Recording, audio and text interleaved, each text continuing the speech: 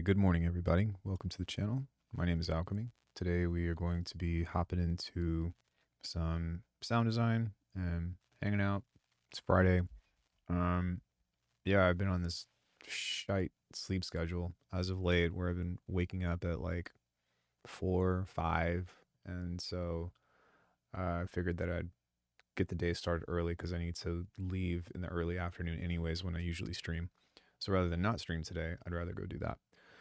Yeah, I think that with the new year or with the year wrapping up and the new year on the horizon, I've just been working on refining some of my sounds and looking at new approaches to doing things or just revisiting some old ones. I have the Cohen Sound Patreon video downloaded on my iPad, and I've been rummaging through that and looking up cool texts and stuff of manipulation and whatnot. And I've actually gotten pretty freaking close to some of the stuff that they're doing. It's kind of a matter of trying to get better at the whys and the hows, if that makes sense. And so if that seems interesting to you, we're going to be practicing that. But really, I've just been like listening to some older songs of bass design that I really like and trying to work on building a relationship and whatnot with that kind of implementation because I want to go heavier, even heavier next week or next year. So before we do that, we've got some quick play spells to get through. And before I do anything else, I'm just making sure that my mic is working. My mic is working. Okay. And my camera's working. Let me just shift this just a little bit over. I'm sure that Corey's going to come in here at some point and say good morning. She's still asleep, but I want to make sure that the camera's not on her because she probably isn't expecting to see stuff. Hey, what's up, ISO? Good morning. So let's go ahead and get through the quick play spells, and then we'll get into the practice stuff that I'm working on, and then maybe we'll write something later. But yeah, I think we're here. So let's go ahead and play through these, and then we'll get started. Oh, before I do anything else, I'm so sorry. Let me open this up. And I was trying to fix the Streamlabs thing, but maybe what I need to do, because my alerts aren't, or my chatbot commands aren't working, is pop this back open.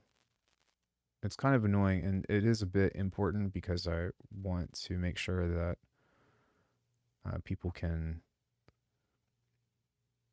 get a link to the Discord, but I actually tried to fix this earlier. I think CloudBot, activate CloudBot. Why was this off?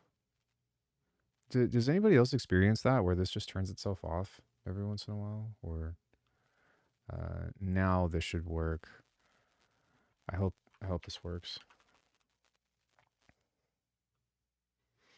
Fingers crossed. We'll wait a sec. All right, let's play these out and then we'll see. Yeah, let's go. All right, so there's a link in the Discord, and then we'll get through the rest of the stuff. Nope.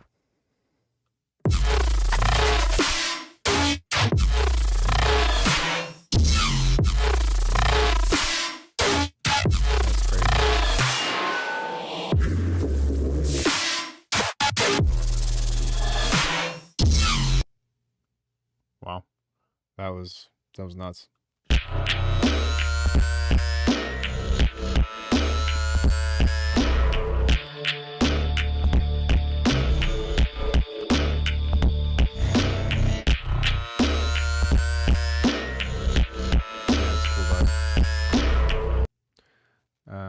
Apparently Drambo got a modular video synth system.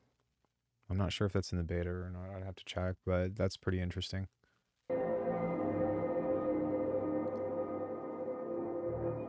I'm actually curious as to how this works. Like, I'm wondering if it is somewhat like spectral and just takes or reflects sounds off of images, or if it just creates a visualizer, but that's pretty cool. Little Pink and I geek out a lot with Drambo on iPad and iPhone. It's a pretty neat device that can, it's almost like Bitwig and Ableton's device menu or device thing, but it's semi-modular. It's a fantastic plugin. If you have an iPhone or an iPad, I would totally suggest picking it up. I love to sit on the couch and just not do anything else but sit down and make sounds and nerd out on it.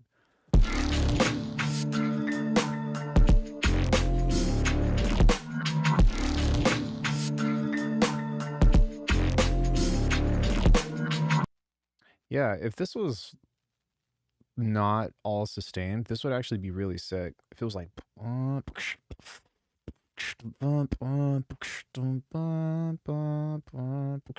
I'm obviously singing the wrong notes, but anyways, if you all want to join the quick play spells, I play them at the beginning of every subsequent stream, and it's a 15-second or less demo submission, and just a cool way to give back to the community and showcase some of your work. And also, if you are working on things or just sketching bullshit projects and you want to have them played out, this is a great place to do it. It's a really good community feature, and I wish that more streamers would do that. Cool. So let's talk about Colin Sound. The premise of it is nothing new. And I think that the thing about it that makes it unique is the saturation in stages and the filtering in stages. So I'm not necessarily going to try to teach this by any means because I'm still working on it myself, but I do like understand the concept of it. But if we take something like a triple layer, which would be a RESA sub and noise, and we start out with that and we send it through some filters along with some distortion, we resample it, and then we take the sample of the Reese with the baked in movement and then do that again. That essentially is what's going to give us what we're looking for. So we're going to do some experimentation with that and hopefully have some fun.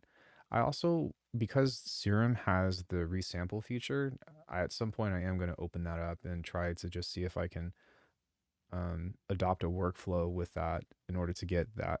I've also done this with Faceplant without the resampling, and the results are, but that's kind of the theme of what I'm working on today. Sound good? Cool. So let's go ahead and set this up to voice stacking, and we'll detune this and go like here. Oh, that's way too much. Let's go like 40.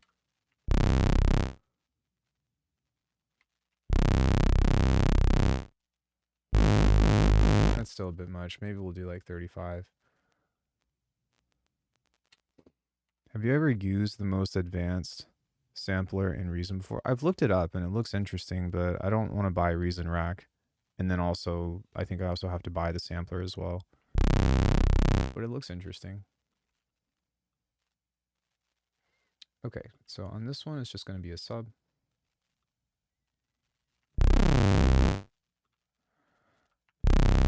But I have seen it, yeah. And then this one is going to be noise along with the sub under it as well. I've seen it. Yeah, when I was bitching about trying to find like the ultimate sampler or whatever, the Reason one was actually a hard look, and I was like, oh, this is, but I don't. Yeah, I couldn't be bothered.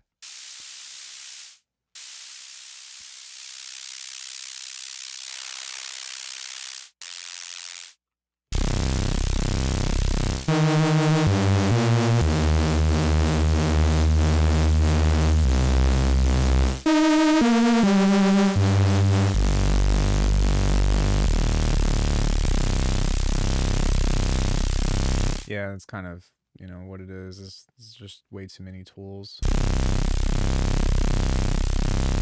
Okay, so let's distort all of these together. And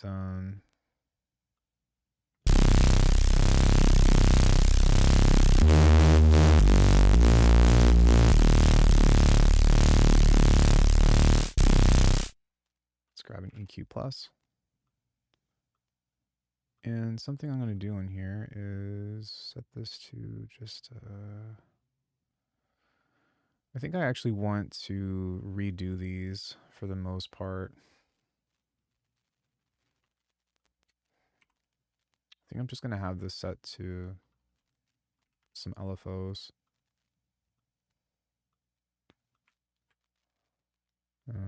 We'll set these to arbitrary times. Excuse me. We're going to have a couple of these going on. So a boost, boost these in some notches. We don't need that much. We're just going to listen to it whenever we do this. But for this guy,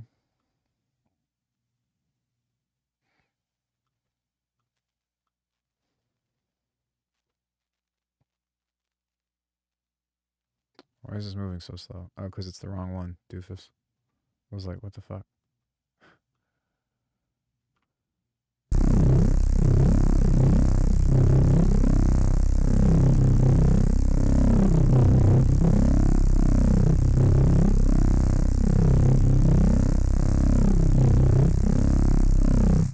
There we go.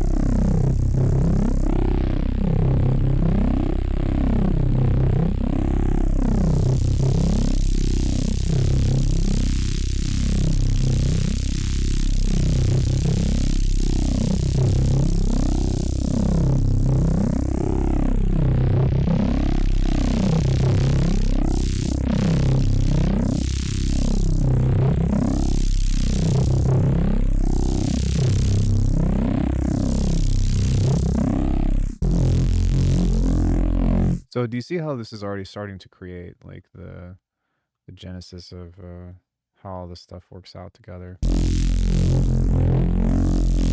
So we're going to go ahead and distort that again, or rather saturate it. And we don't need a lot, but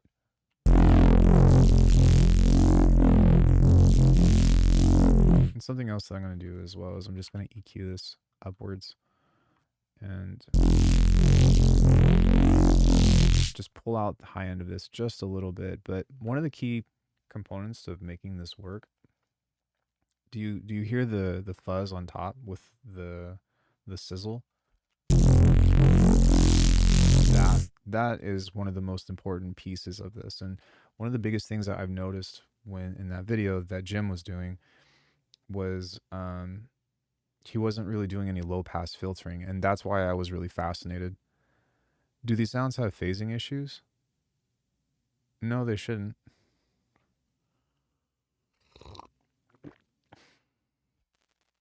But the context that they're being used in is slightly different than is my sub consistent, you know? It's more of it's meant to have a movement, you know what I mean? But I suppose there could be if I was moving a notch below where the sub is, but as you can see, I'm just doing bell curves. And so that's not really an issue. Now, the other side to it is that there's intentional phase cancellation happening to create a pulse. So that the pulsing of that is something that's a bit different, but that's meant to be that way.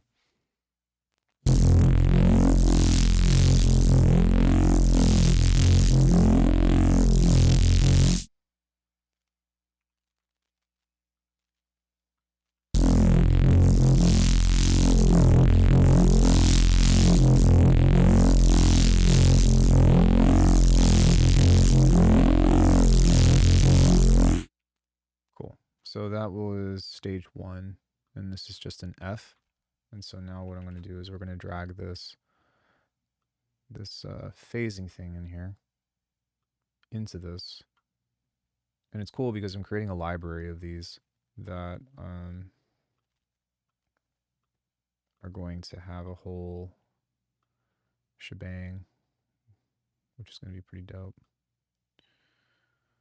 So we can set that to, and then we need to set this to 3 F0.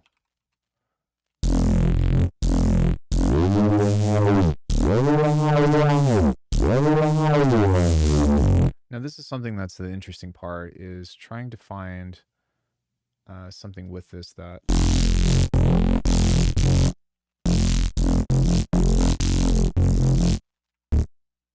I'm going to delete this and use this as segments. Good day, unrelated. Your DMB tutorial with padding was awesome. The in the pocket explanation was massive. Thanks, Crazy. I appreciate that. I'm glad that it was helpful. Yeah, I've been watching your stuff and keeping up with you on the things that you've been doing.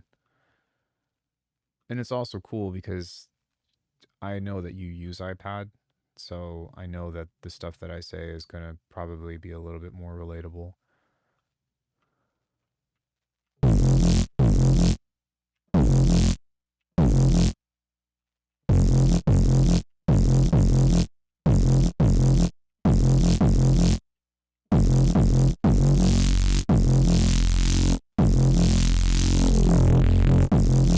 Cool. So now we're going to do this again.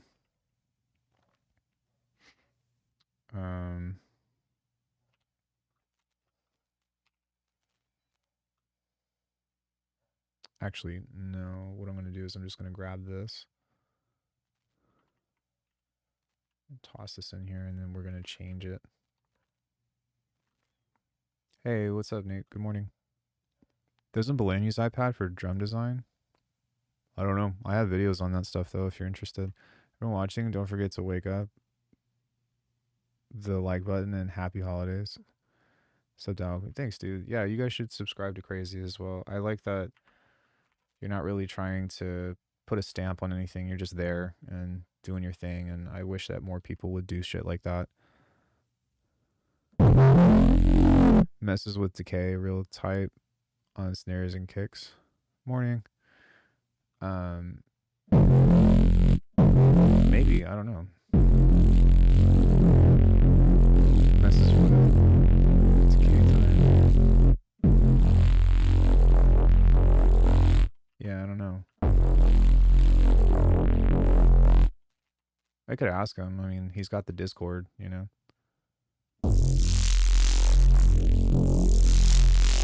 There we go.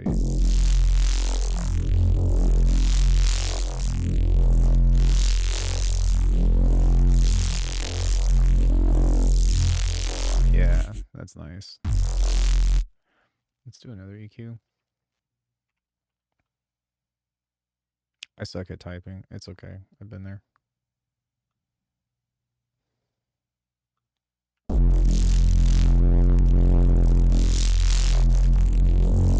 little bit. And then this is going to be a shelf as well.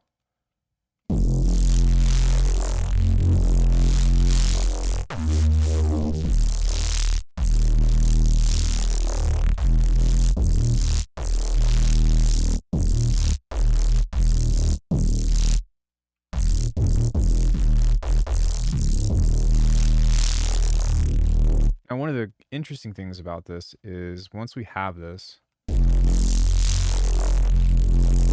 actually want this to move a little bit more over as well, though.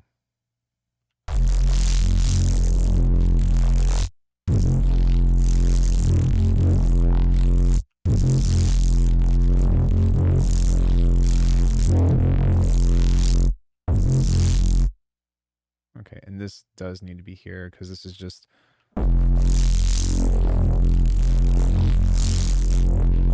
We're going to turn this on. This is just going to be a bell, and I'm going to see if I can create a resonance point right here. This workflow is hard because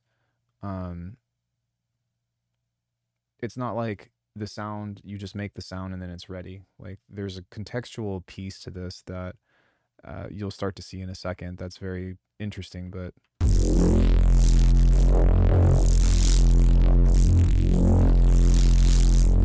there we go. Let's also cook it. Hi everybody, welcome.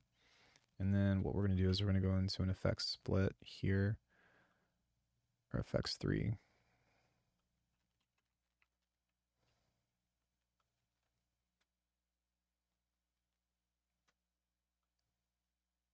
Oh, they call this multiband effects 3 now. Okay. Or did they always do that? Or am I tripping?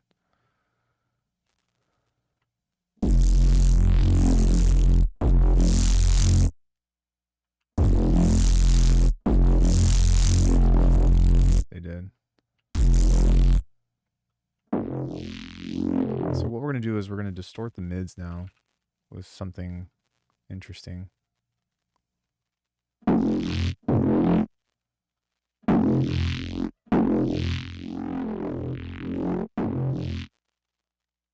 Maybe a transfer curve.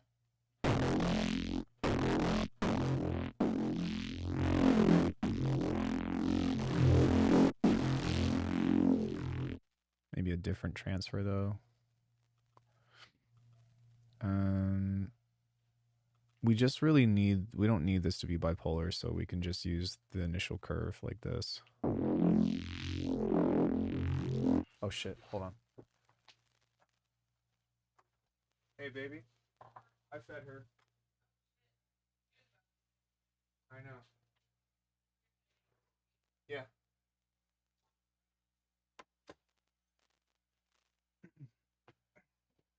Sorry, I heard Corey busting out the food and for the dog. And I was like, "No, she's already been fed."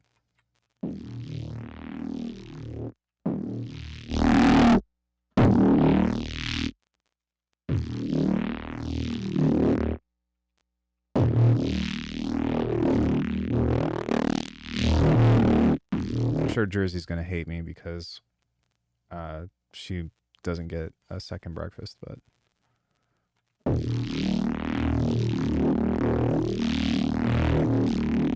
I'm sure she'll forgive me when I give her treats.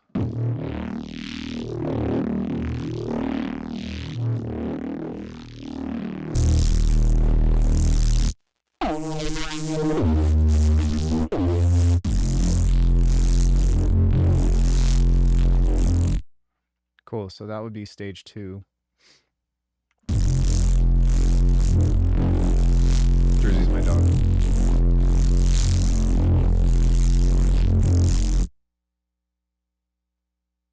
Is this clipping?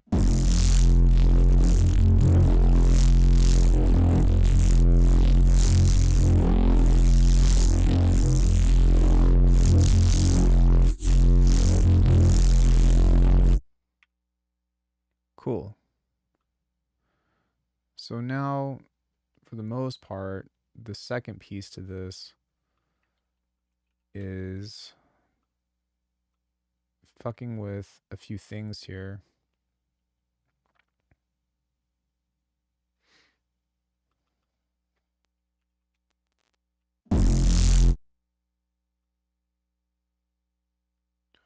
Because what we're doing is putting this into an effect 2 rack, or rather, which is kind of interesting now that I think about it, because we could essentially just do a high pass and a low pass with filter plus, but I'm going to do it with an EQ plus, just for all intents and purposes.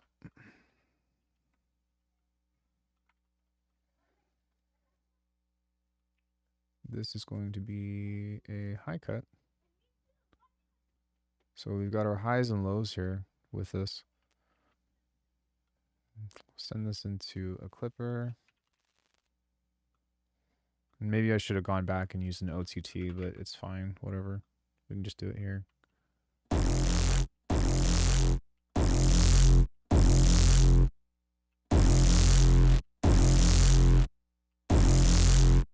So now, fucking with this.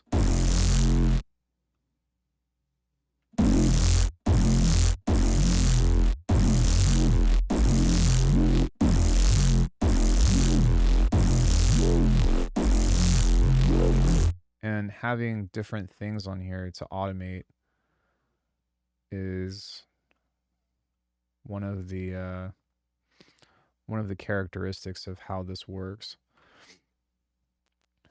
I think I did that right.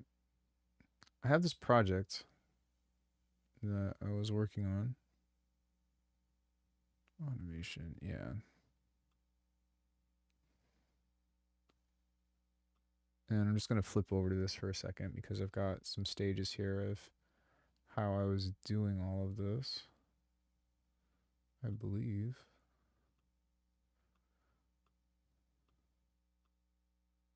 What was this?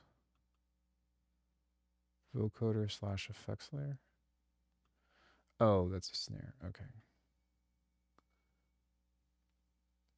Oh, I think I did this one in just straight up in phase plant, if I'm not mistaken. But the gist of it is pretty much the same. So you've got stage 1, where you've got distortion, slice EQ, distortion. Goes to stage 2, where you're pretty much doing the same thing again. Turn it down a bit. This is going into a reverb, which we can do that now. And there's a multi-pass thing that's just automating a high pass and a low pass. And I think that's pretty much it. There are other things that I'm automating on here, but this is just not a track idea, but just something that I was practicing. But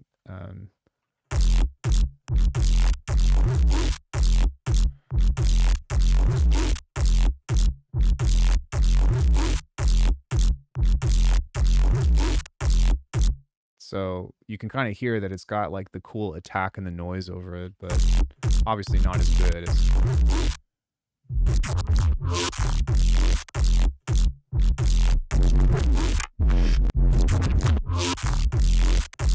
But you can hear that it's got like that cool phasey.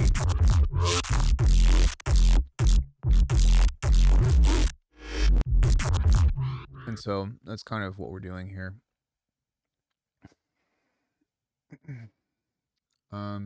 The other thing that we can do is throw maybe a convolution on this or something.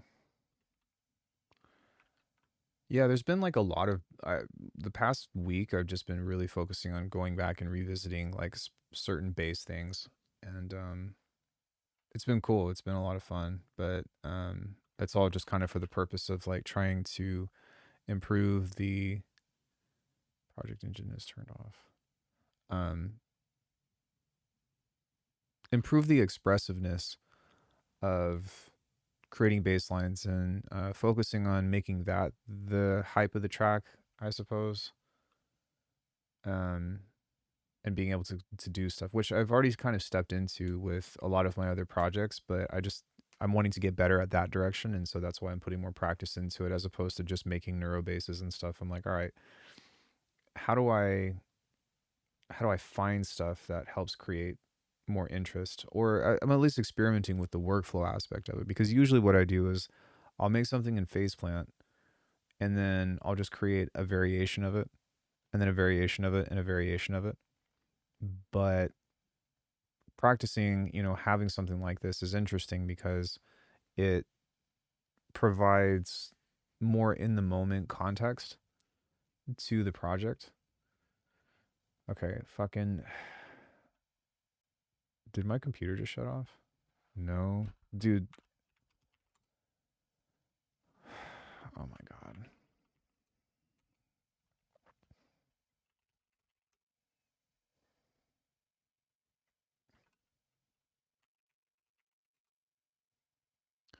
Well, what the fuck? My computer just died. Hold on. I need to probably reset.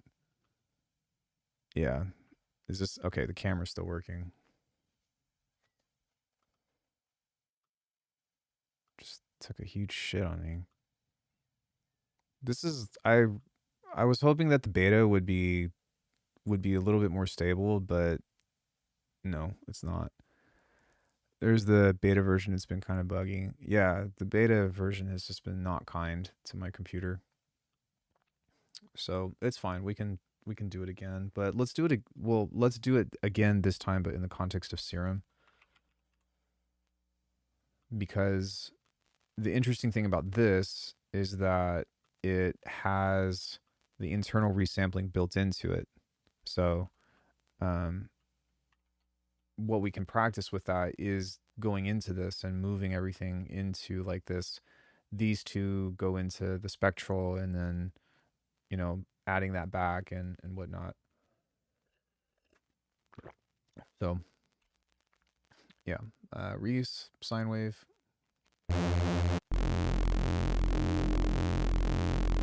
Oh, this is a thing. I'm actually not going to do that. We're just going to do this.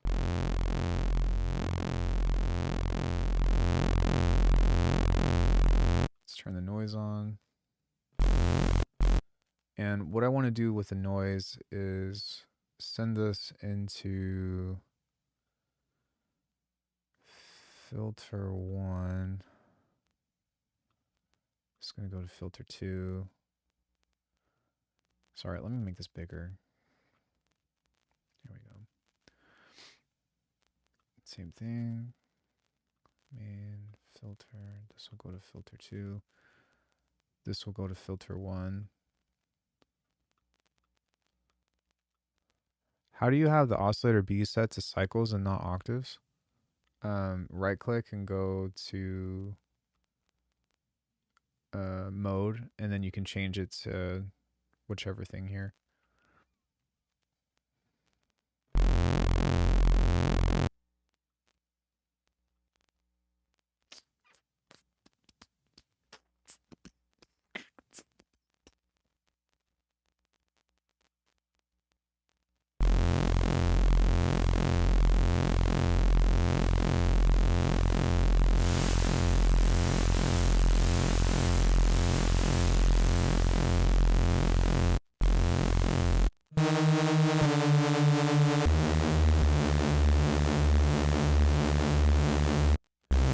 Yeah, I would recommend it. There's a lot of stuff that you can do with right-clicking things. Like, I can't. Well, shit. Now that I say that, like there's audio rate modulation in here. Yeah, so you can audio rate stuff with another oscillator within this.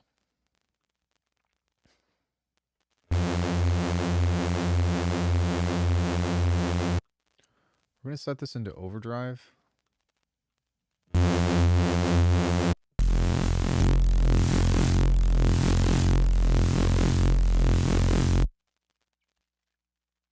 And let's go into... I think we could just do this with an EQ. To be honest, we can just do this and do this old school shit like I used to do. Oh, the memories. Yep, I used it for fluty pads and such. Yeah.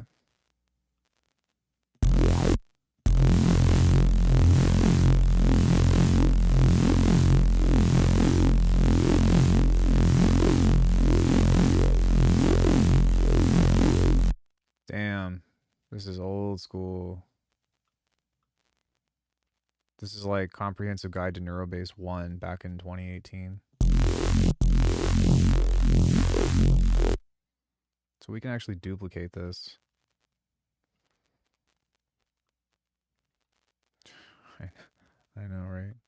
It's fucking crazy. I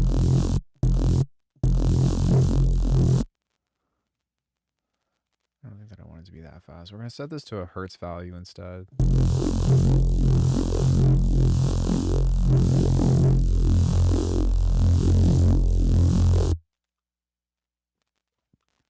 Let's just do this a few times.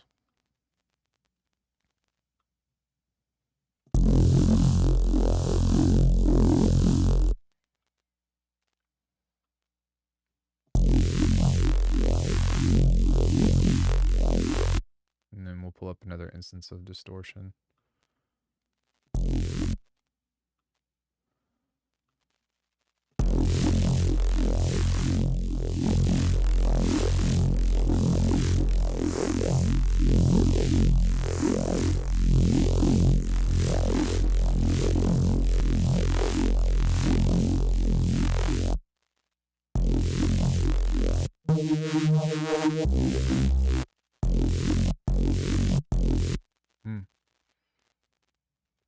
Let's grab a compressor on this and set this to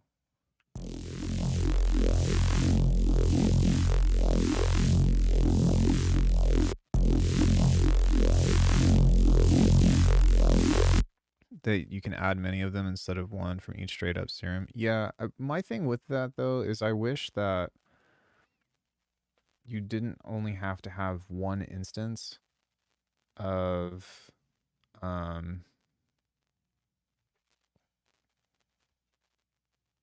you should be able to have more instances of the frequency splitters.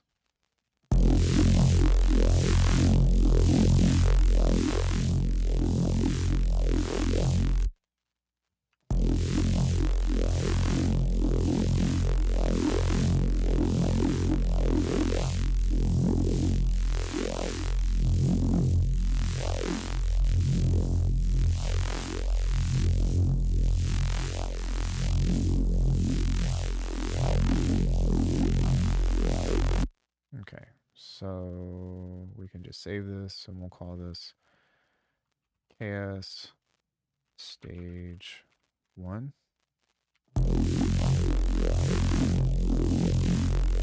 And within this now, we're going to go here to sample and bring this back. And now we can turn this off and we can turn this down significantly. And so now we can just do it again. But we need to back off of all the effects now and kind of start over and just listen to it accordingly.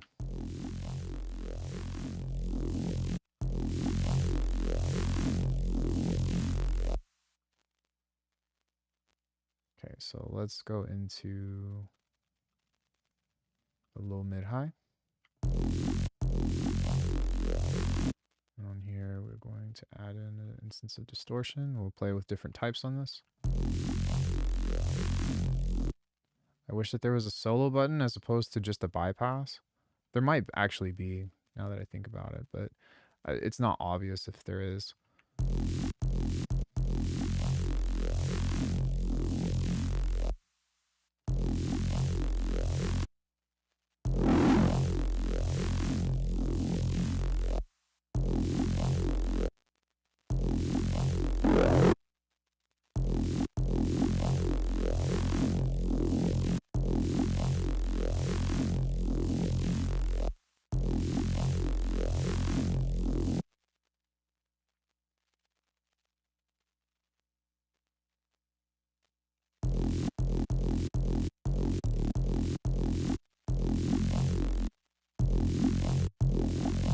So what I'm listening for now is to just see if I can get some movement in the low mids again. Yeah, like that sounds pretty good. So we just do something like this. And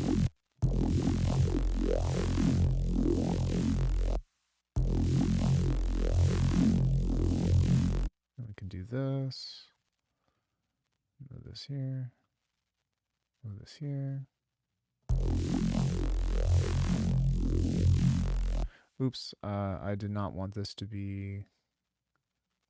Yeah, there we go.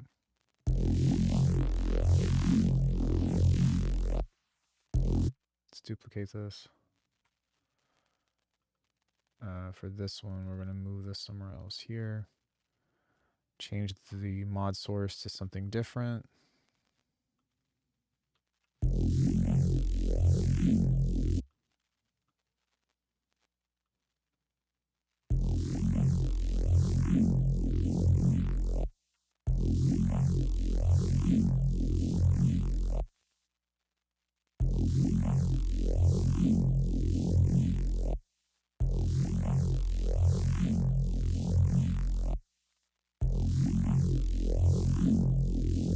There we go. Got a lot more quiet though.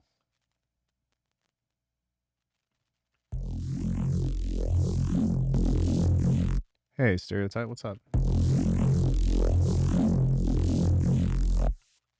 Let's do another OTT. Actually, yeah, this time maybe we can. Those mids are like pretty much overpowering the entire sound, so.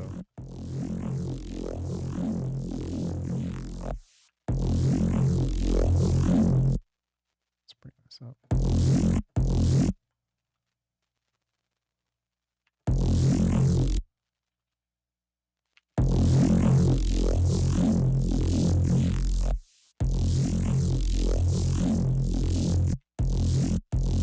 And I'm going to try to see if maybe I can pull the distortion after this and see what that does to the sound. Hey dude, what's up?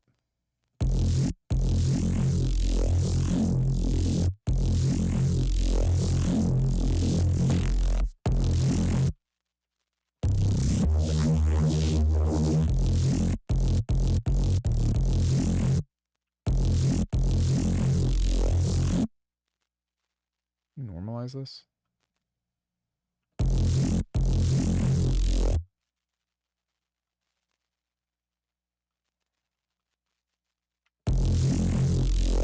Okay, so at this stage, I'm going to try to add some sauce.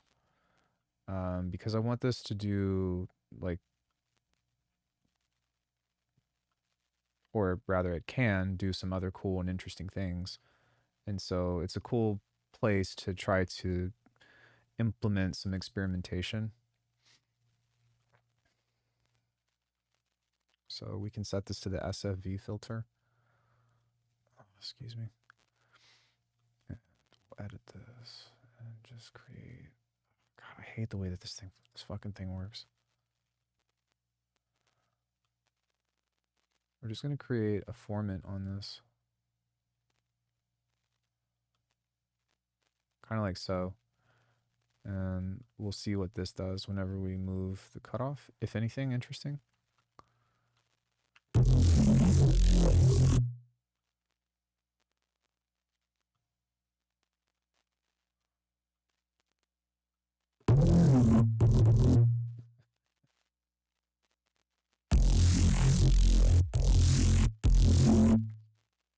Yeah, it's super finicky, and that's part of the reason why I don't like this. Let me see if I can at least get this going on. No. Yes. There we go. And so maybe with just some really slow movement here, right there. Right there in the low mids.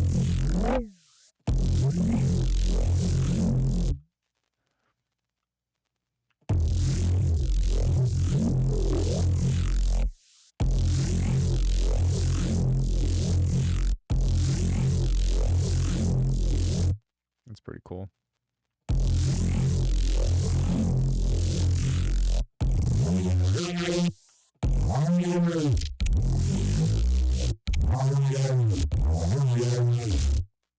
Yeah.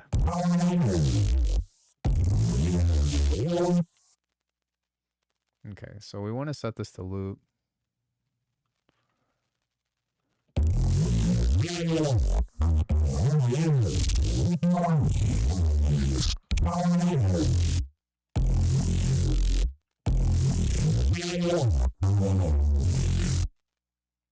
Now within this as well, what I think I'm going to do is I'm going to just back off of this just a little bit.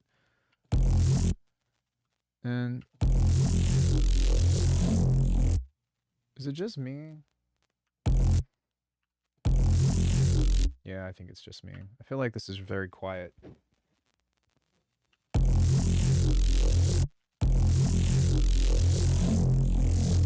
So I'm going to come back into this. I'm going to mess with the compressor on this to get, because it feels like it's lacking weight. Does anybody else feel that? So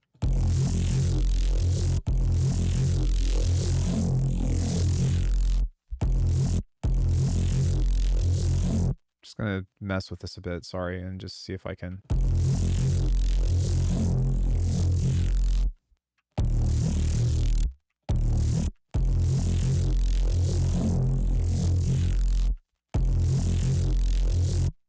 Maybe what I can do is use another EQ, but more as a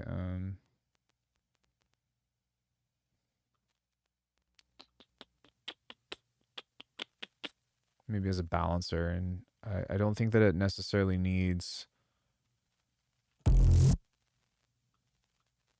Wait, isn't this supposed to show me what's going on here? I could have sworn that there was a way to make the spectrum pop up, at least on this. Not on the filter, but on this. No? Cell phone speaker really can't tell. So let's send the high end just a little bit and see if that helps.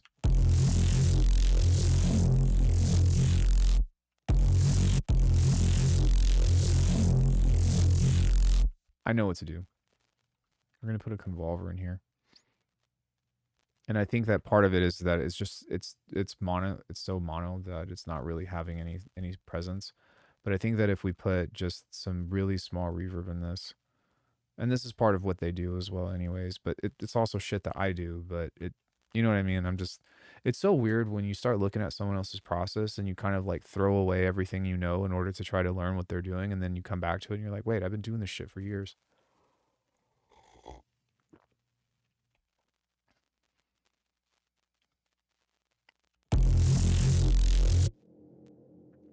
Let me just focus on this for now.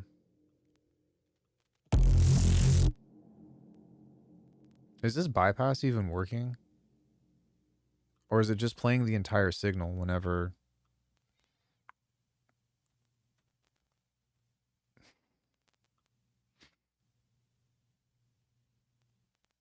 I'm going to set this to about here.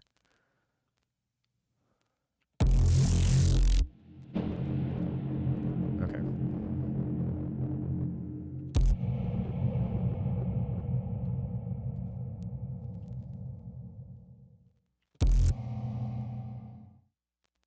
Hey, Angelite, what's up?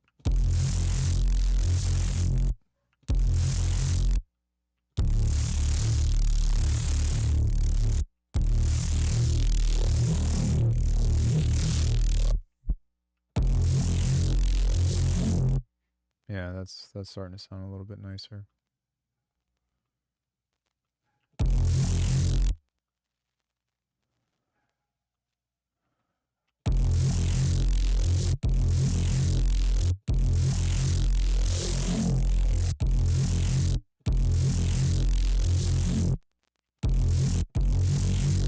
Let me see if I can fix this with fuse compressor.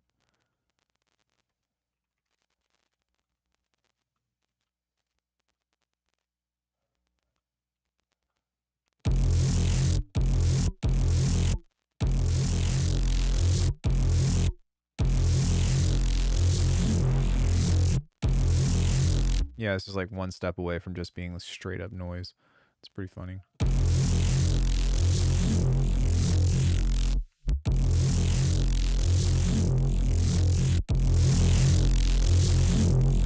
And now what this tells me is that the bass is actually a little bit too overpowering.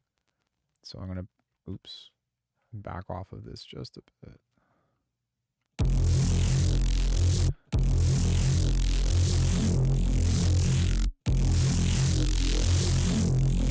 Yeah, so what's happening is like when you have too much sub and it pushes into the high end, or it pushes into the other frequencies, you get that intermodular distortion, and it makes the whole sound seem muffled.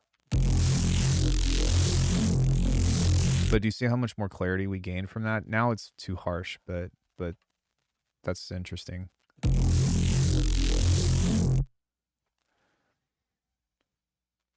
Sorry, there's something in my...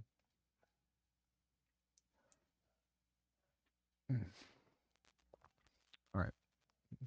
So, we can grab a macro here and map the start point.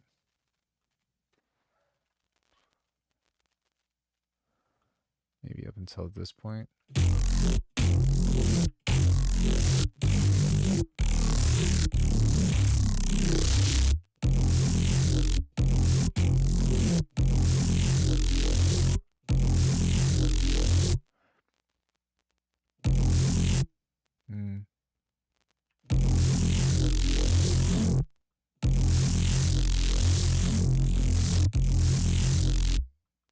Maybe what I'll do is I'll back off of the noise completely off of this.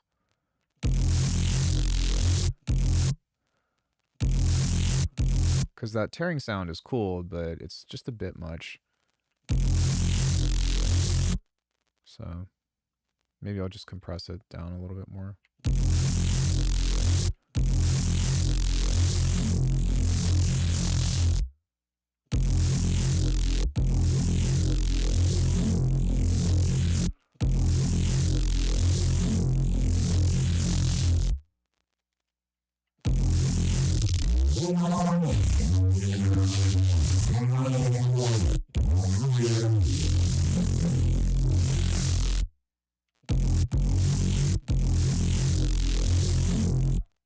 Cool. So, I mean, that's pretty cool that you can do that in Serum up to a degree. What I would do after this is either resample it again or do the automation on the outside, which is probably going to be easier to do. But, oops, we don't want to do that. We go to EQ plus, and we just go to a high-low split. Turn this off. Duplicate.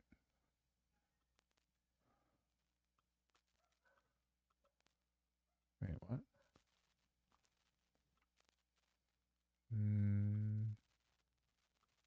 It would be nice if there were directions on this, so I can just toggle.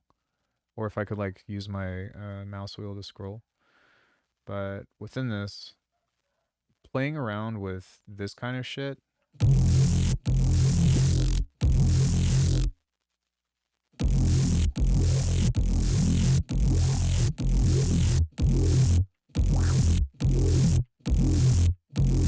right? And really, like, coming up with interesting MIDI in the first place would be where we would start on that. But if it was like,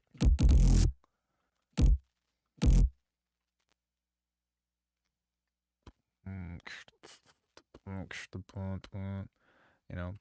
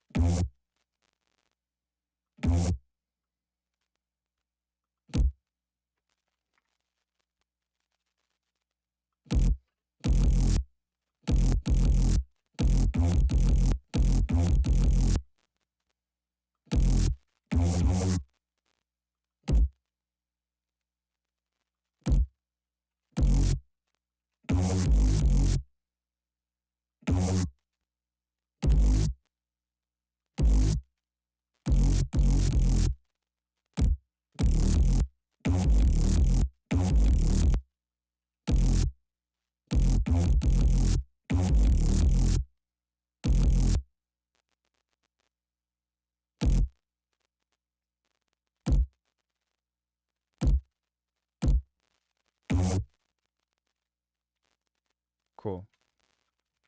So something like this. And the other thing that we can do is, God, I hate this, but we have to go down here, go to global pitch. So slow. God, it's so slow. Let's go LFO 8. Wait, how do I get to LFO 8?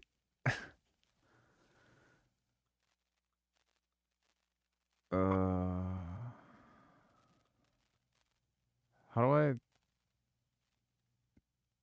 do I pull this up again? Because it's not showing.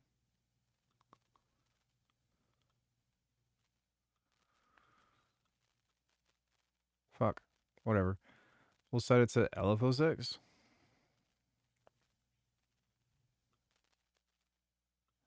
Just gonna go here.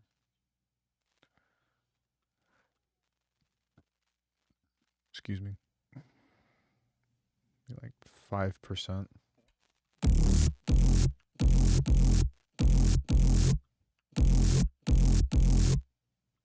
Also, why did the global tuning not?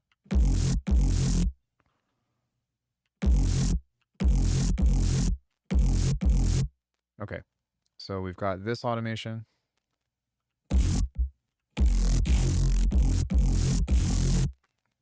And now what we can do is go here. We've got the macro one, so we can just create a point on this. We've got this guy on here. We can create a point on that. We've got the resonance, can create a point on that. Then we've also got this guy, can create a point on that. And the resonance of this. And so like this workflow is interesting because when you're working, if you just throw down a baseline and you've already got this up, then you can immediately jump into just fucking with this and making interesting shit just by creating, you know, I'm gonna hit 3 on the or 4 on this and just creating like a spray can type thing.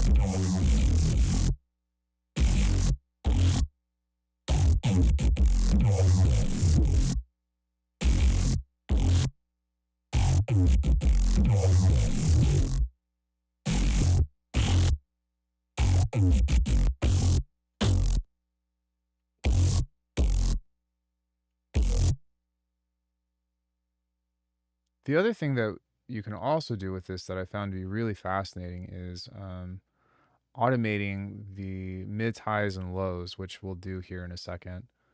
But just creating shit like this. See how it's already like creating those cool vocal formants?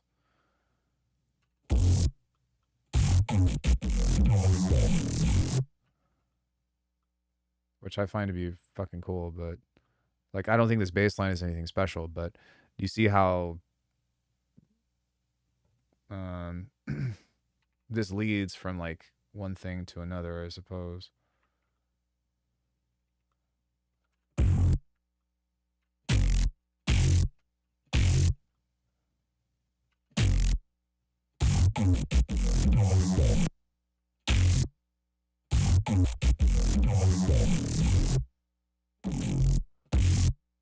Hey, what's up, Chad? Wait, did I read your name correctly? Yeah. Hey, Chad. What's good?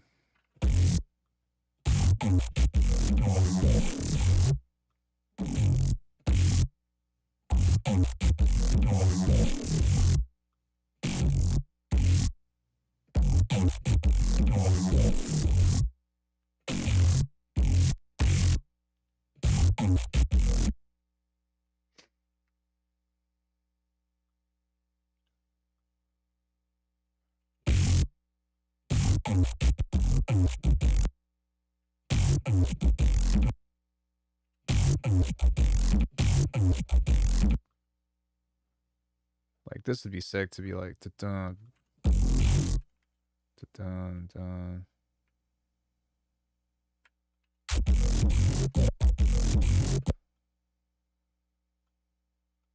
And then just continuing to fuck around with that. Hey, what's up?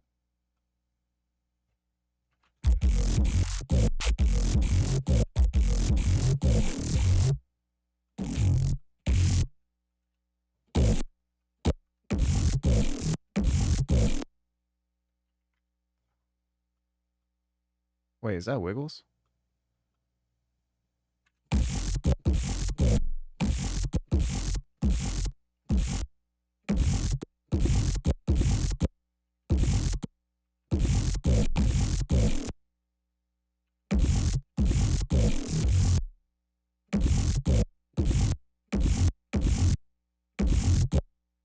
Is that what this is moving? No, this is the crazy high pass thing. So we really kind of want just straight up cleaner lines with this, dear God. But um, yeah, just get in here and fucking with the automation, which I almost never use automation because of reasons like this. I hate doing this, but it's not necessarily the end of the world.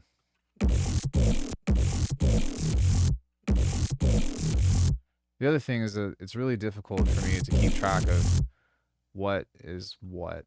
I know that the label is over here, but it's still a pain in the fucking ass. Also, when you start getting points, too many points like this, I'm just like, please. Yeah.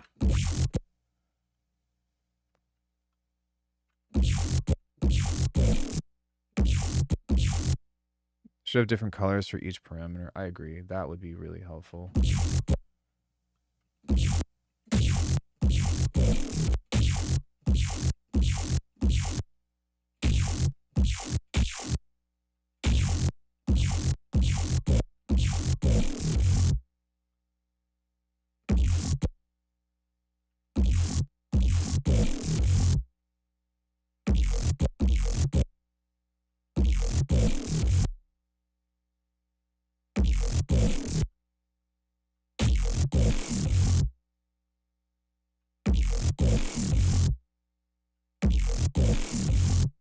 Trying to figure out how to get rid of that resonance.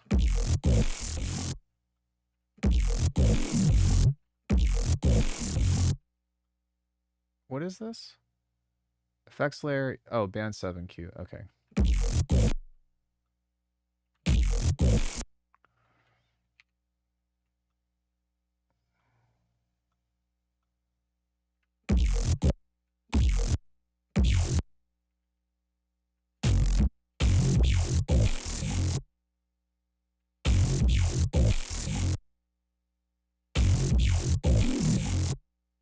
Oh, you can kind of hear like a cool little like whoop there. But yeah, I mean, you see how like we're in a completely different space now. Instead of like trying to build drums and try to make stuff, like we're just fucking with a bass line, and it's kind of nice to be able to just do this.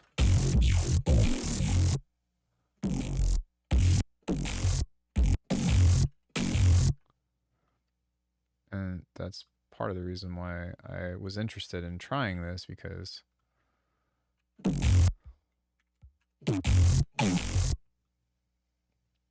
um,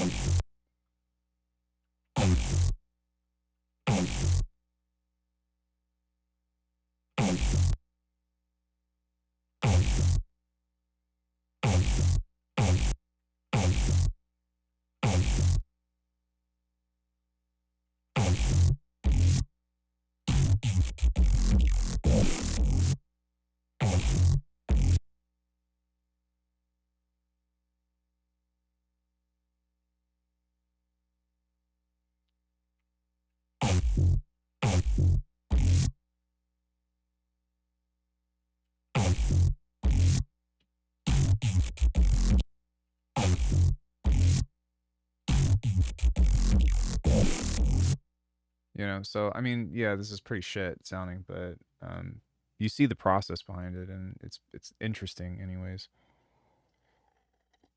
I don't really know if this is the way to do it for me, but I do think that when you're trying to make a track that's solely focused on, yeah, that's actually what this is inspired by. Because it like I said, you're really focused on the phrasing and whatnot about how all this stuff works. But I was trying to break down and understand why it works, and I think that I'm getting the point of that.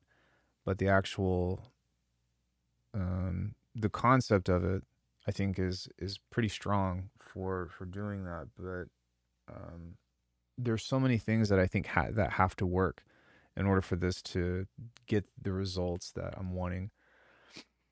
Because to be honest with you, the thing that I did from Faceplant actually, in my opinion, sounds way cooler. I think you need a lot of patience and know what works. Yeah, but once you have it, you have it, you know? I mean, I suppose, like, when we're talking about doing, like, bass design and stuff too, there's only so many things that, you know, like, I think that, ouch. I think that their combination of things is what's really intriguing to me.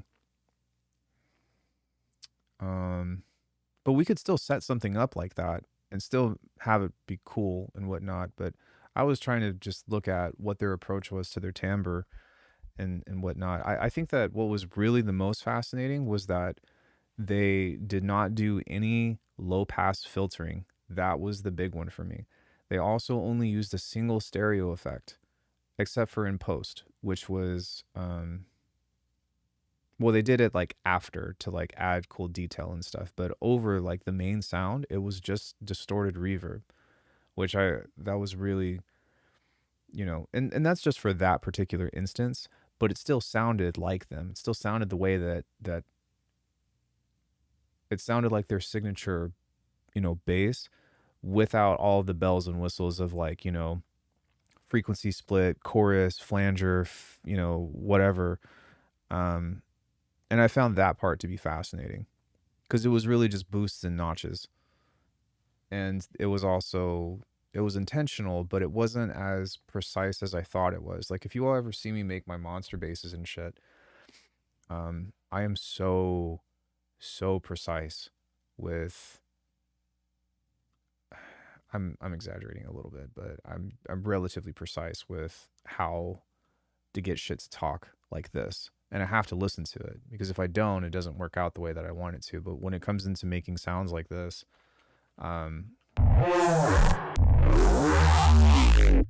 you you have to finesse it, which is part of the reason why I don't mind teaching and sharing all the information on like the neurobase stuff, is because even if I show you this, most people are still not going to get it.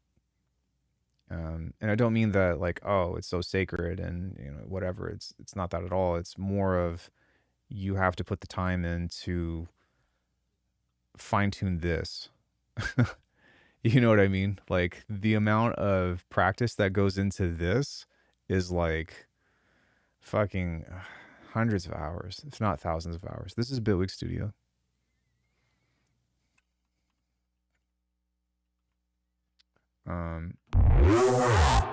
I don't know if I'll ever, like, I've made some stuff recently that I was trying to recreate this, and it's nothing that I've made so far sounds nearly as good as that one.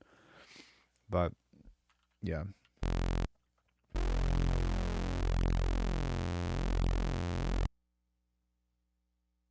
For sure. I think the process is actually quite similar. Rather than using modulators, they're using automation, but it's the same idea overlapping. Um, well, I mean, yes and no, because the key difference is trusting that the automation is going to do something cool versus just doing the LFOs here and bouncing it out and then trying to just apply it. You know what I mean? When you actually have a bass sound that has a good foundation, which I think is probably the most important part, right? So like, this should sound good on its own. And so let me walk through that very quickly. Sorry.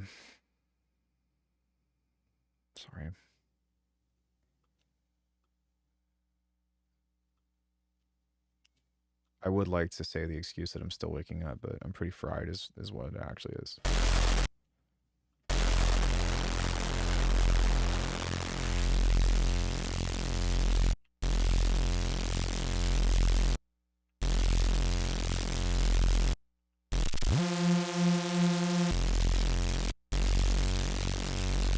So sending this through distortion.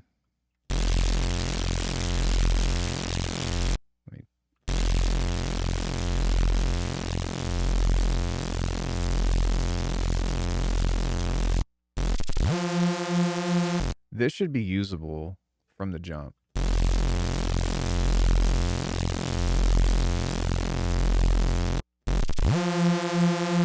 And if this is usable, then when you get into automating everything else, you know what I mean? Then that's how it should be functional. But the problem is that sometimes like you start from a not so crazy sounding source, or even just getting to a point like this. I don't think this is amazing, by the way. It's hypothetical. Um, is relatively difficult, and so having a crazy fat sounding like awesome you know bass to begin with is not the easiest thing to pull off. For some people it is, but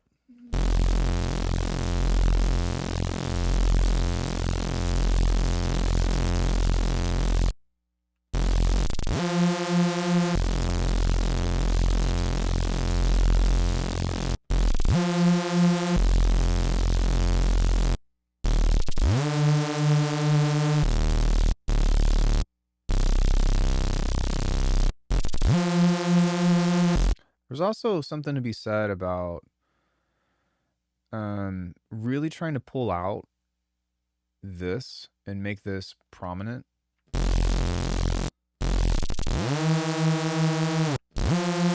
Like it's kind of there right now, but for me personally, I would really want this to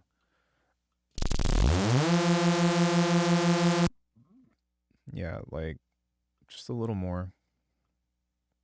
So sometimes doing some stuff like this, or maybe just shelving, maybe not the entire low end.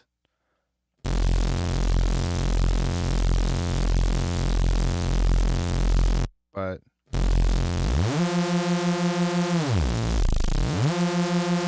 see how that pulls that out a little bit more? Manually modulating the phase instead of layering detune saws, then you can use some mod source or other things. Well, I mean, there's a lot of ways to do it, right? Like you can key track FM if you wanted to.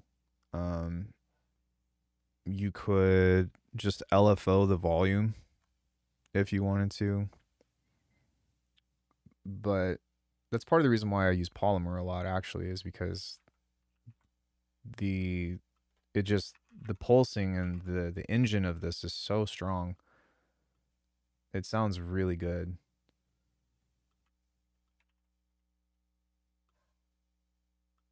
Polymer's low-key goated. Very basic synth, but it sounds incredible. Let me go here, ADSR. Hey, what's up, Sirius?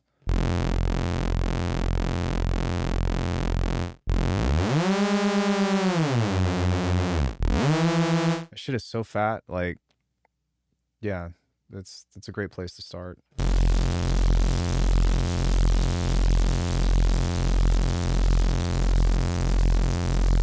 Okay. So let's add our clipper. And we're going to add a new group. Actually, no, I'm going to do this the way that I usually do this.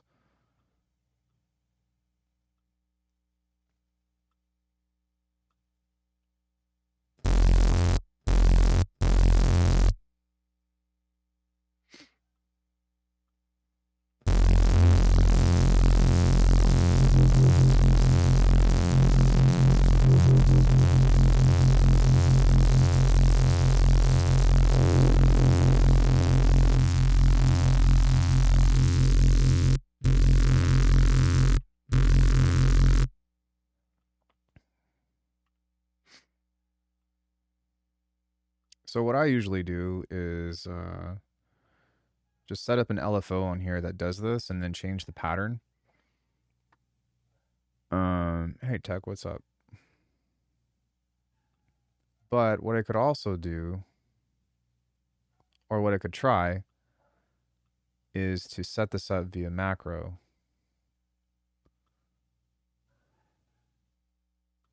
Kind of like so.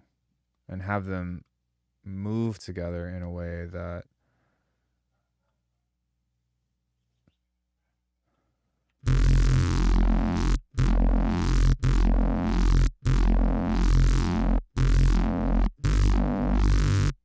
and just kind of have all of these relate in a way that is supposed to do that. Although in some cases I would want this to be independent. I think that what we could do is just have this morph on here do its thing.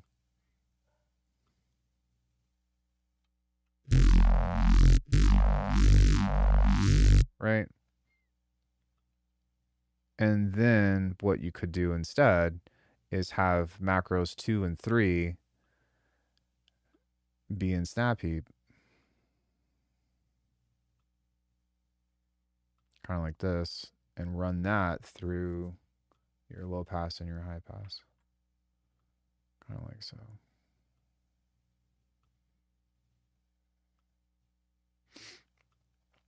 And what you can do is set this up to, say, 700 hertz. We don't need this other stuff.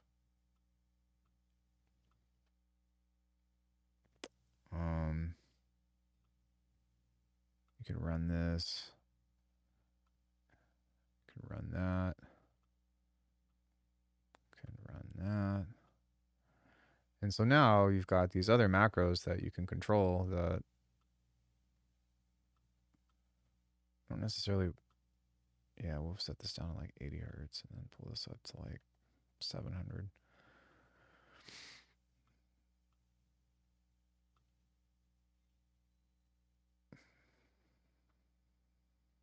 Same thing with this, but we'll sweep that to like 2K. And so now that these are mapped, parallel, there we go. Wait, what?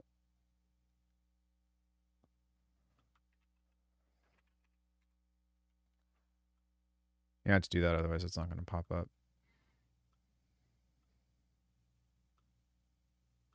2, 3, 4, right? So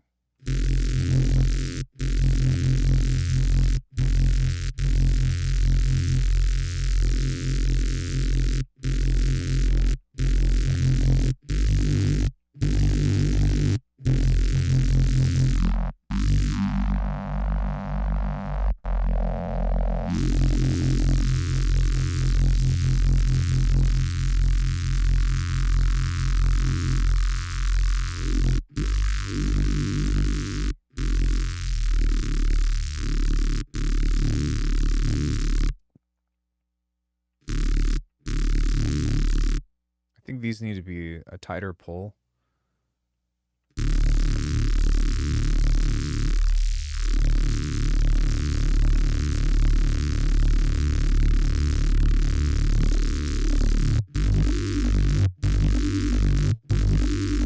So now we've been able to actually create that ooh whoa, right, type sound and use that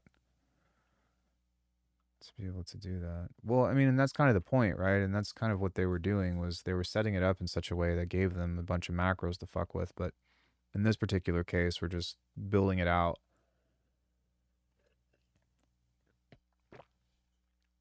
in a slightly different way, which this would be on the outside. We can have another snap heap rack.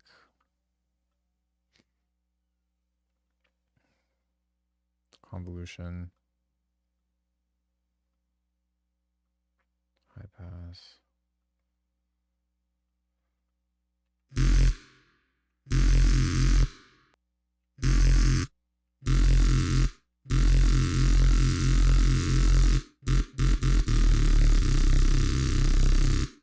Grab a gate.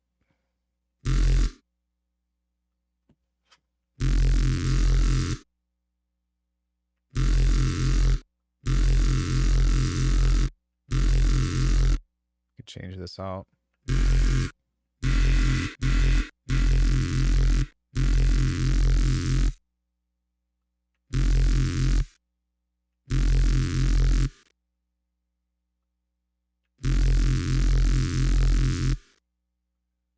This might even be a place that we could add like chorus and stuff, you know.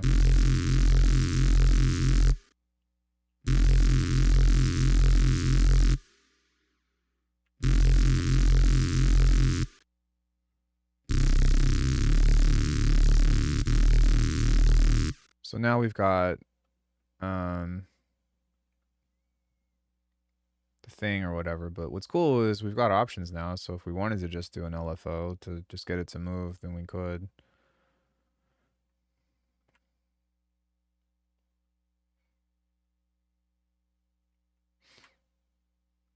Just to like have a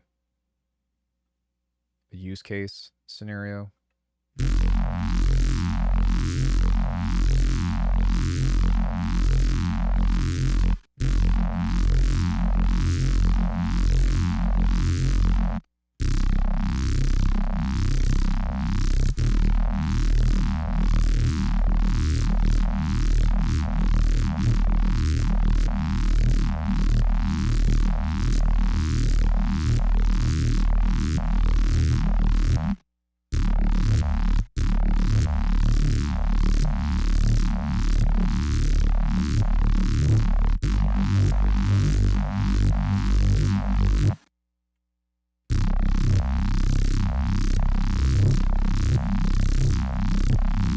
Now, I'm looking for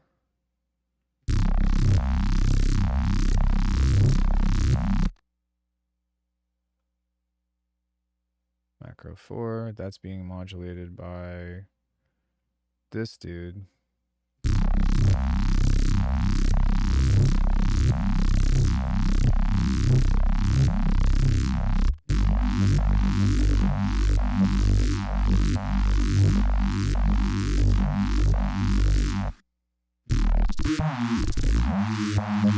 It's okay. Like, it's not making anything crazy yet, but I'm just considering different options for how I could build something up like this.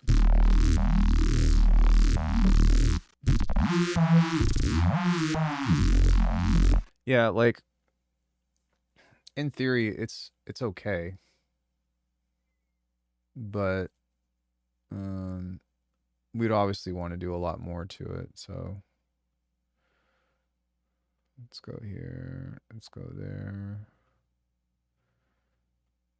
OTT. See if we can bring that out a little bit more. Probably move the saturator after the OTT.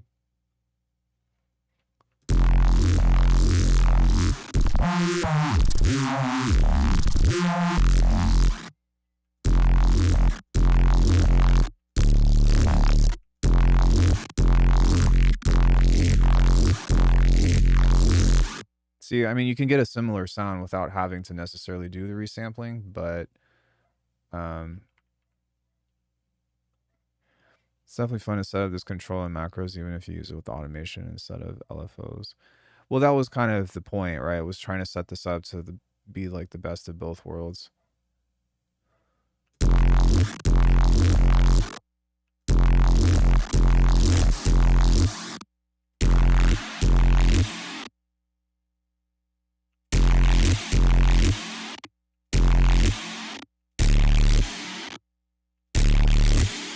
So now just pulling the noise back up.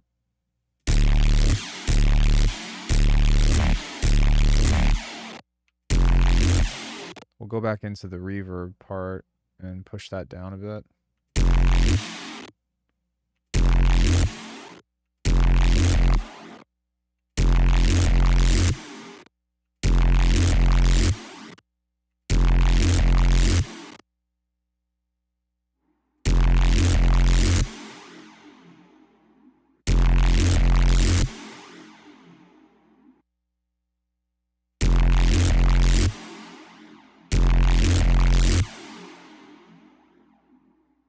So maybe we should set a gate on this as well.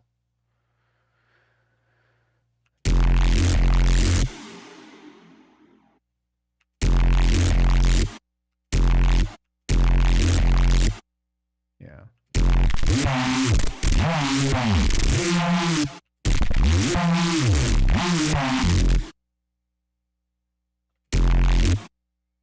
And so now through all of this stuff, something that we can do is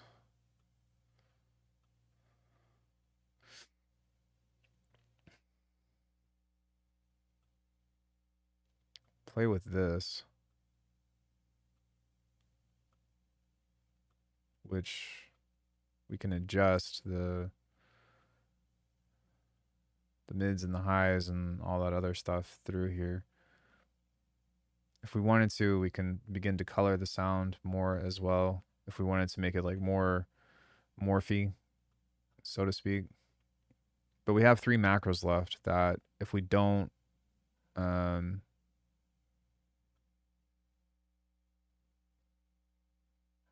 if we don't do anything else on the post or anything like that's absolutely necessary, we can get away with doing a different kind of filtering that's more so focused on automation from the bands than anything else, which is interesting.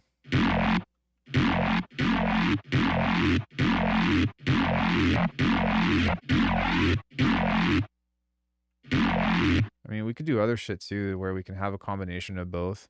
Find yourself or lose motivation as it's a longer process. Oh yeah, absolutely. But what I found, what I found myself getting into that I do a lot is I have usually just like a loud main bass, and when I want to do something to variate it or whatever, um, I'll just pull up multipass and like morph it. And then when I want to do like cool neuro fills and stuff, like that's when I'll actually go and design the basses and stuff that are meant to be for fills. Does that make sense? Which is the whole why I'm interested in this whole concept in the first place, is because they're setting it up to where you're doing this shit real time. Um as opposed to let's have one bass that's like the main character, and then you have like your different purposefully or intentional things that are designed to have, it's meant to be a fill, or it's meant to be like a morphing sound or whatever. Most of most of the neurobases and stuff that I make are for the purpose of fills. But the problem is that it becomes very difficult to just implement because they've got too much movement. But that's part of why I'm so fascinated with this, is because with the implementation of what, people like Jim and Will are doing, Cohen Sound, they're providing a bridge of how to, hey Puny, happy holidays. They're providing a bridge of how to implement the heavy sounds and the morphing in a way that's a little bit more natural. And that's incredibly interesting to me. I don't know, does that kind of make sense? The other thing too is like most of the music that I've been making have been just like 808s and then like some neurofills or something, you know. Um but it pushes me into a very specific kind of design. And that's why I'm just trying to expand my repertoire or whatever. You guys know I've been making neurobass since I've been practicing making neurobass since 2013, but um getting better and improving the overall like concept of implementation is really where the fascination comes in. And that's what matters, because if you make a cool bass but you can't use it, then who fucking cares? Actually, even if you do make a cool bass and you do use it, who fucking cares? But it's about what you're wanting to evoke within your own music, you know?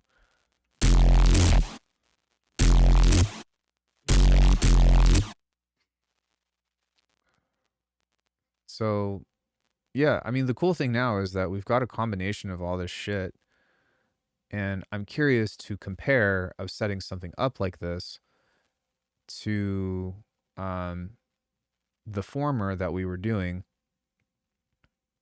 bass design vid. Just haven't really been able to work it way myself. Well, that's the mentality behind it. You know what I mean? Like that's the approach is so important. Like it's more important than the actual sound design itself. And I think that so many people miss that, and that's why I appreciated that video from them.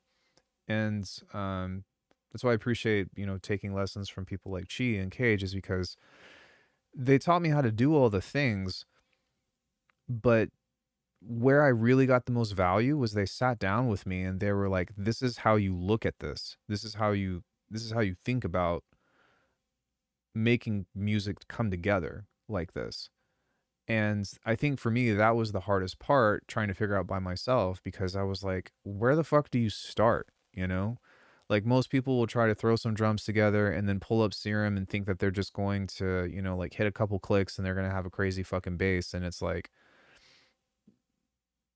maybe you can, but you kind of have to have a really good knowledge base of your tools. But then there's the other side of like, wow, do people really spend a week like making bass? And it's also no, that's like also not the thing. It's, I feel like you should be able to complete a cool bass sounding thing in 15 to 20 minutes, just as a reference. Once you have the practice, like 15 to 20 minutes to get it where it's where you want it to be, and then it should be like ready to be like hucked into something to maybe not like fit perfectly, but to be um, fired off and utilized.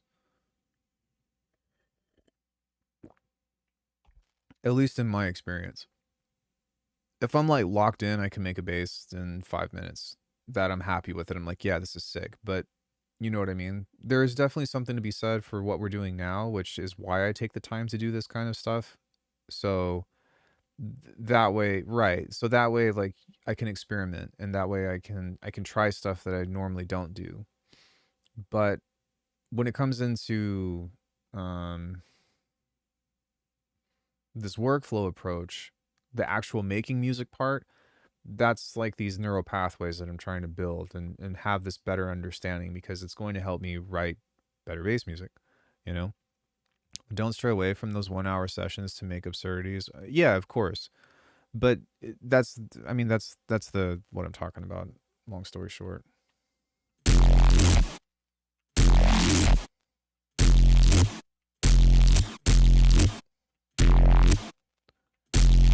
Yeah. And so if we were to pull off of all of these now, actually, I should probably even, no, never mind. We'll just keep that one up. I want this one to be a little bit more dramatic.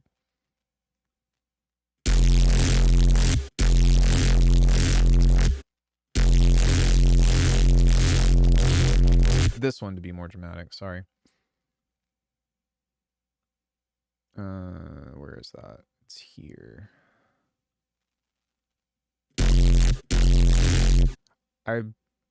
Nah, I'm not gonna change it into a nonlinear filter or whatever. Because again, like I don't need it to be perfect. It's more so just for the sake of practice. I mean, the other thing too, guys, is like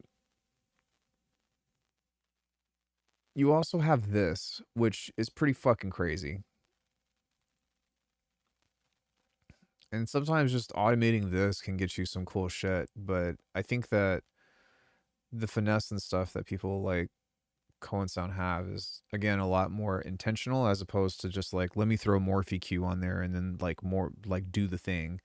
And the shortcut aspect of it is kind of difficult to overcome because it does take a little bit more time.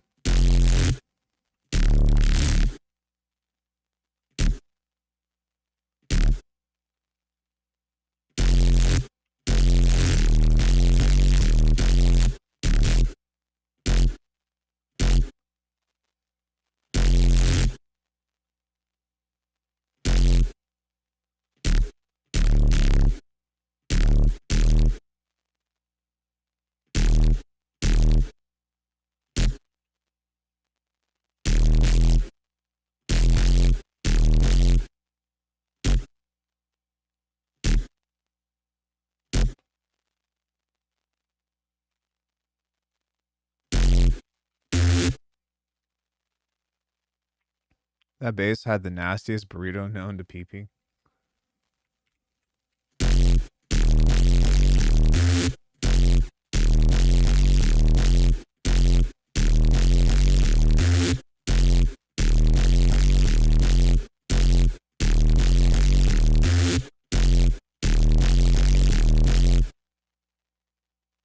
Actually, I'm going to use an LFO instead.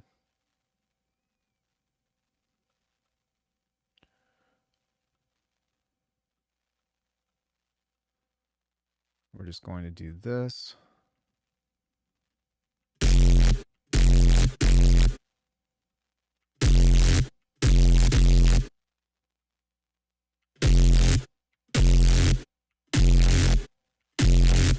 There we go. One decent loop for 10 projects of nonsense. Shit music is actually where you learn stuff. It's sounding heavy. Thank you, dude. So, yeah, let's do this.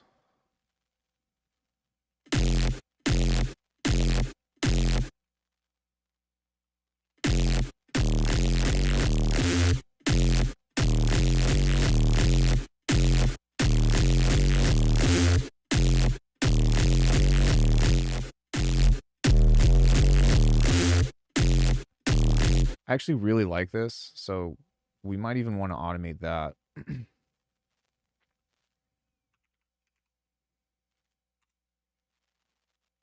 And also the other thing is like, don't forget about resampling, you know, so you can always pull something out and then do that thing or whatever, which as you'll see, what I'm starting to build a workflow into, which is kind of fun, is making stuff like this and then throwing on or creating a custom multi-pass rack on the outside of it and turning that on and off, which is really fun. But yeah, so let's get to the drawing board and do some shit. Right? But even just having shit like that is kind of nice. I'm going to set this at like,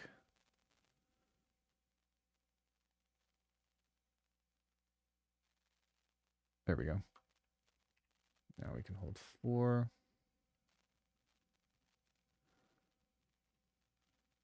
I don't like that jumps from 1/4 to 1/16. It's kind of annoying.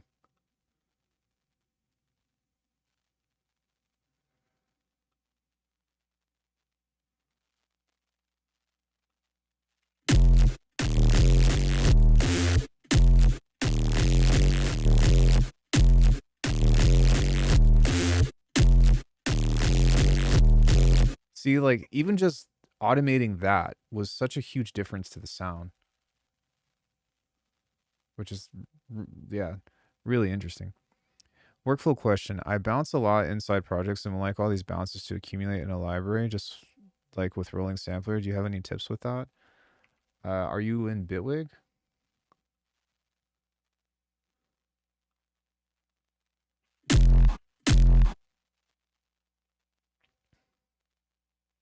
Hey, Pink, what's up, dude?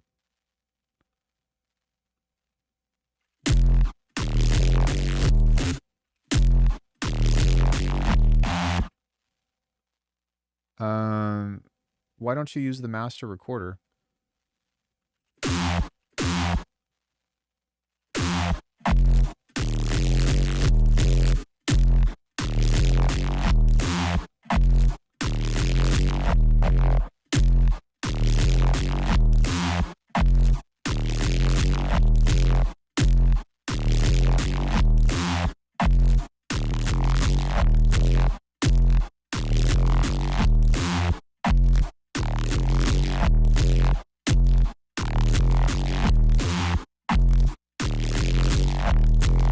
See, like, I've always wondered how people got like that crazy fucking variety like this. You know what I mean? And that's like, this is how it's done. Does it do that? Yeah. Well, it will go to a master file or a master folder for sure. So we're going to skip to macro 5.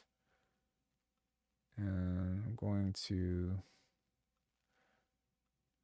just try something like this.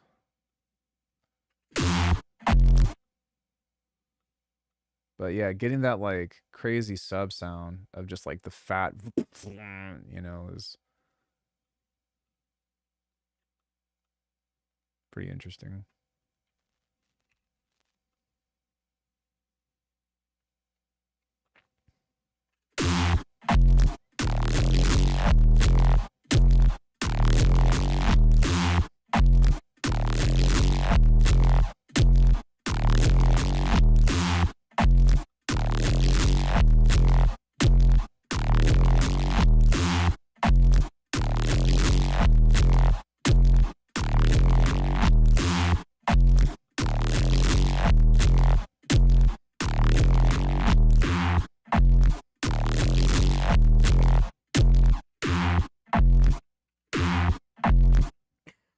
That's fucking awesome.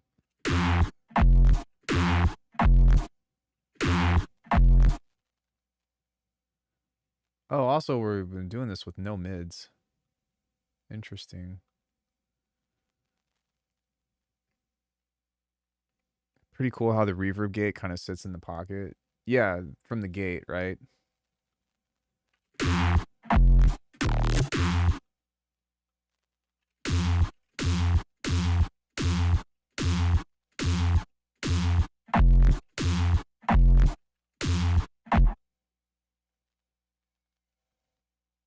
I think for the most part, we want this to be up, but maybe we can back off of this just a little bit.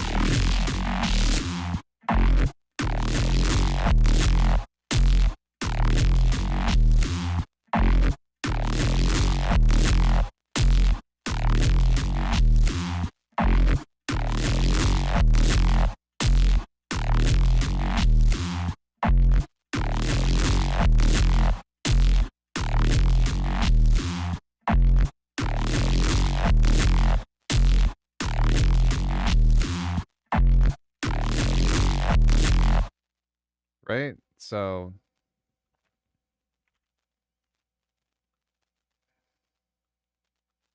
you know, creating an extension to this.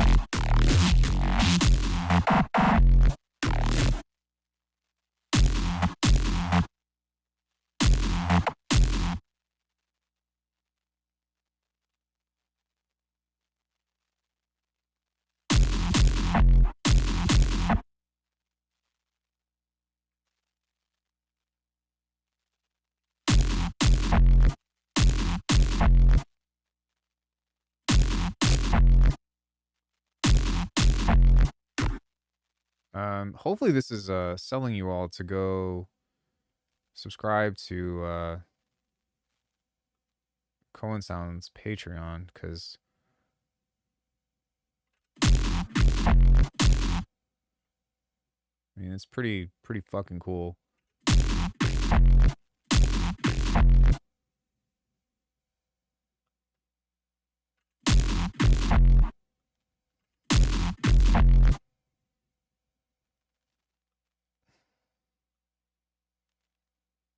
Let me see if I can create some more movement here.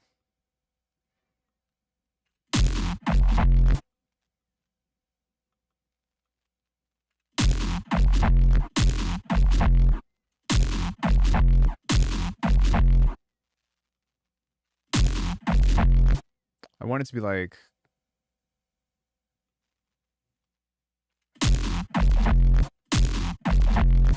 see, and having an intention with this is something that we can always go back and put like a master filter over later, but trying to create like some blasts and stuff is what I'm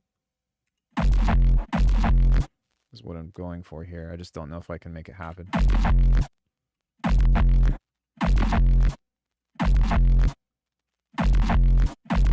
But there's like a master control, or not a master control, but there's something in here that,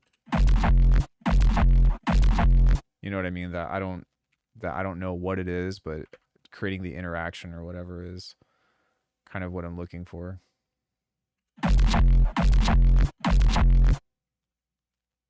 Is this a Cohen sound preset? No, I just made this.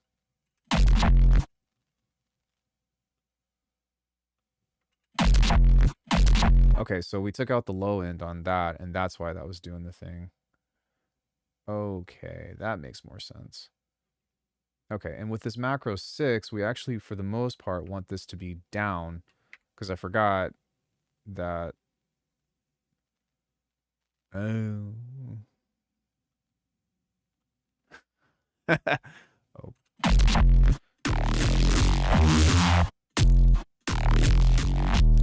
Oh, well, the video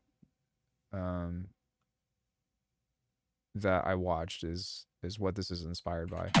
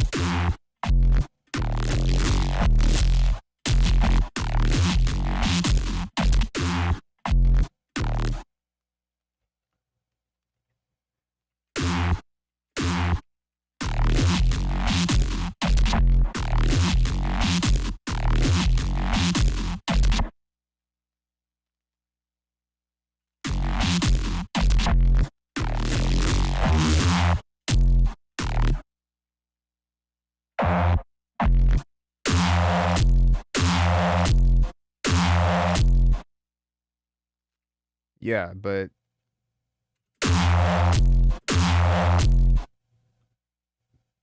this is fucking cool. Like, see, and this is like fun to do, like, because you're just fucking with the melody and like changing the different sounds and morphing it and stuff. But and then what you can also do is like automate the effects and stuff, right? So kind of like with what I was talking about. What we want to do is turn off all of the macros on this point.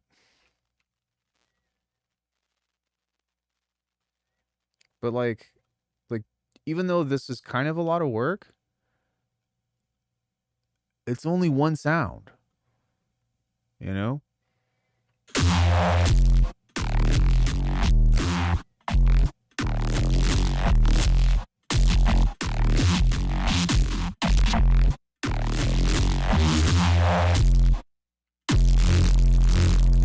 You know what I mean? We do need this one to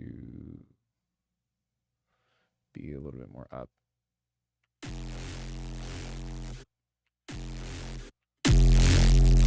There we go. Maybe not all the way, but... Yeah, you could tell. I'm getting a lot out of it. So now we can apply my knowledge with this stuff and go into stuff like this.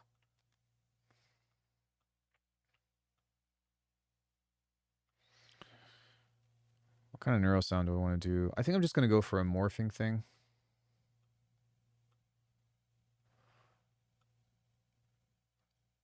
So true. And what's cool about it is that everything sounds cohesive.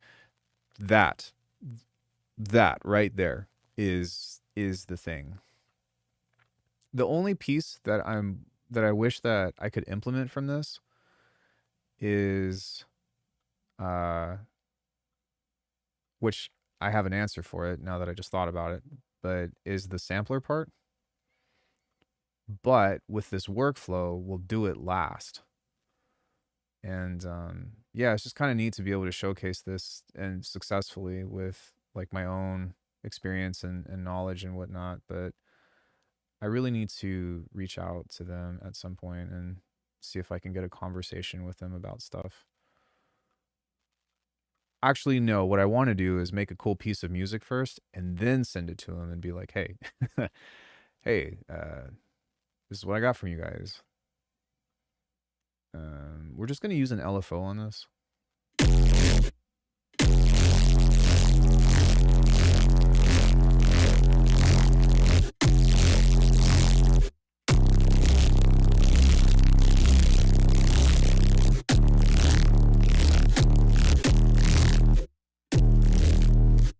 Just making sure that this was actually even working because it's pretty sausaged.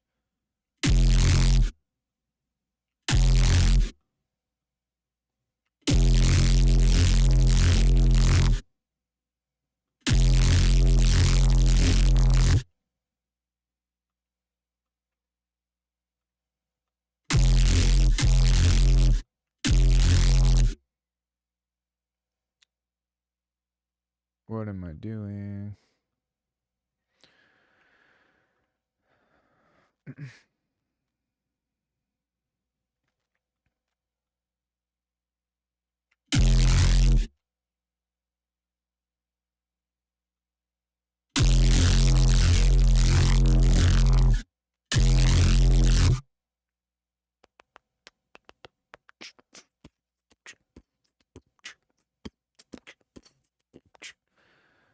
Sorry.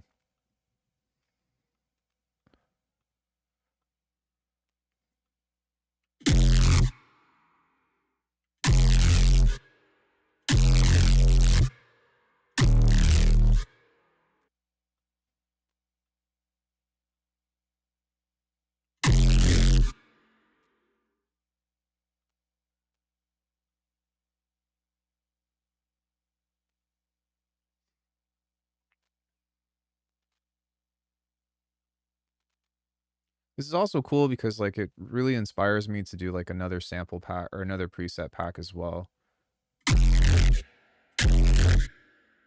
I think that it would be really cool to have 20 or so of these basses and you know what I mean, be able to have something available for everybody that I can be like, hey, here you go.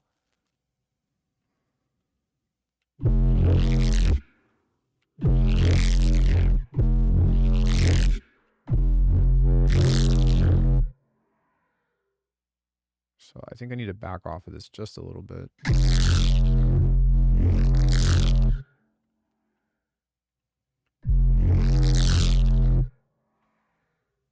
I'm just going to try to control the mids with this, or sorry, the lows, because this is overpowering so much of the sound that we're not able to get the movement of the mids.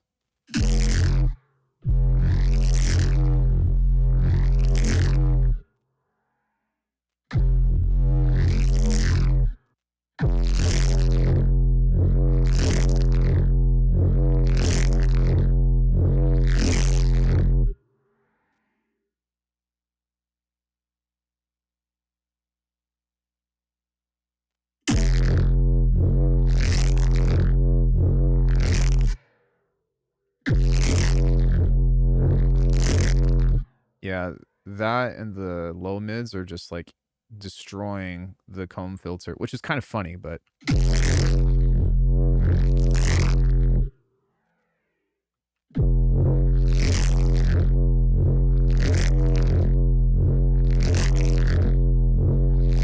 I might actually just have to that's funny. I think I just actually have to turn down the lows.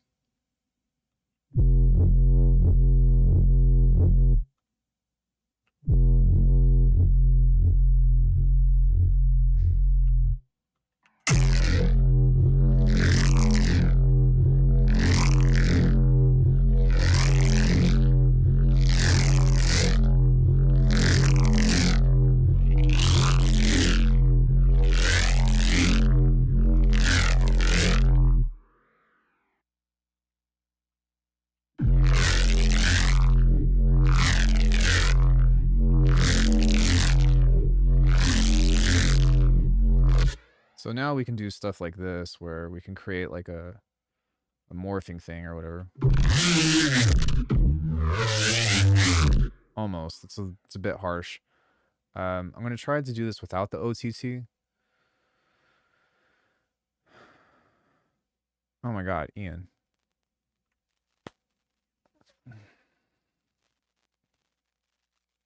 No wonder that wasn't doing anything.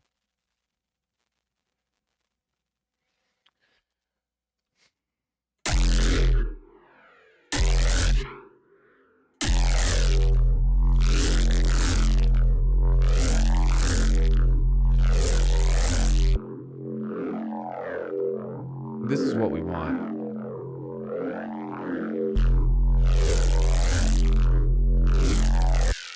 This is what we want to have super controlled as well, because this is the painful area.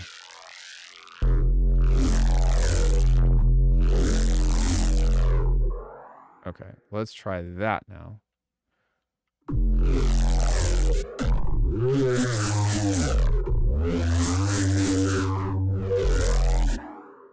Okay. So what I'm going to do here is just turn this down just a bit. Because I really, like I said, want to focus on the mids of this.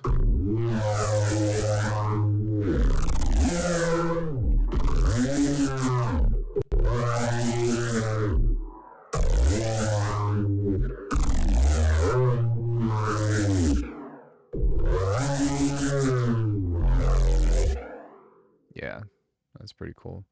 Something else that we can do as well is we can actually help cut this by doing this.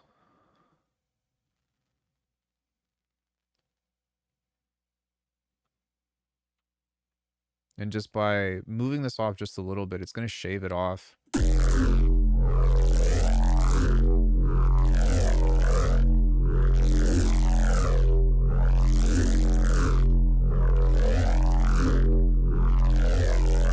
Yeah, that sounds so much better already.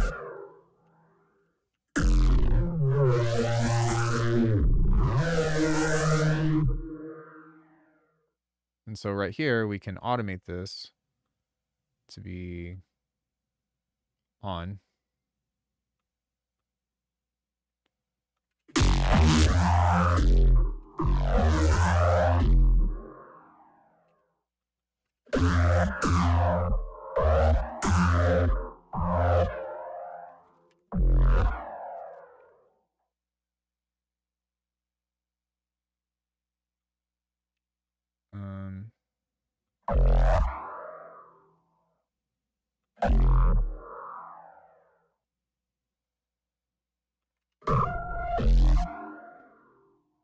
Wait, what?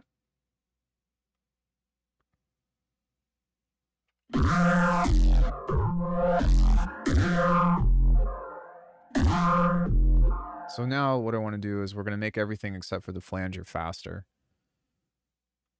So comb filter rather, but that way matching this is going to, which is another piece to making this work, is making sure that all of this is the correct speed.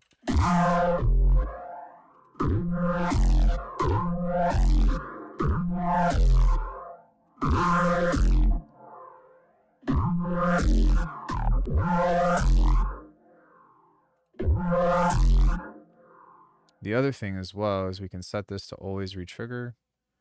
Set this to always retrigger. And that is going to help make it a little bit more predictable.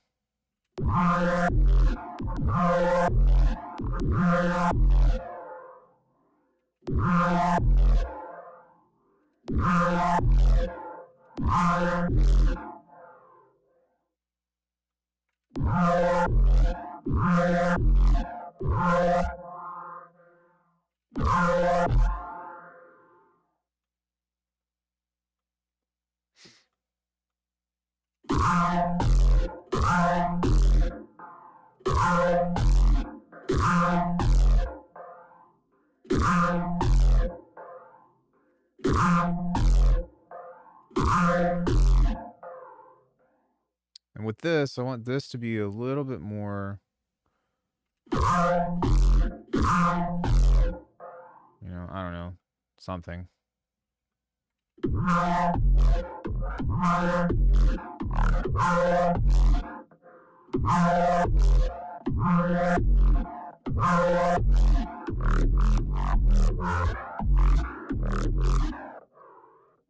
can turn this back off and then get right back into it. So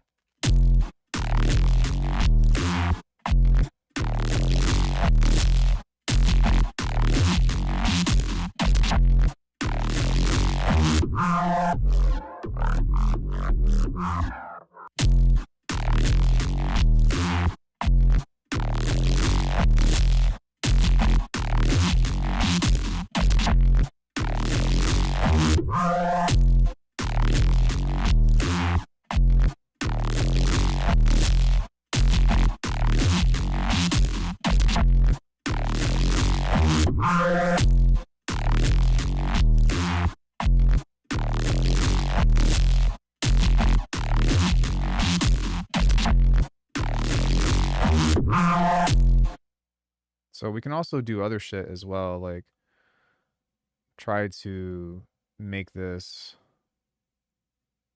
along with macro 1 move as well. So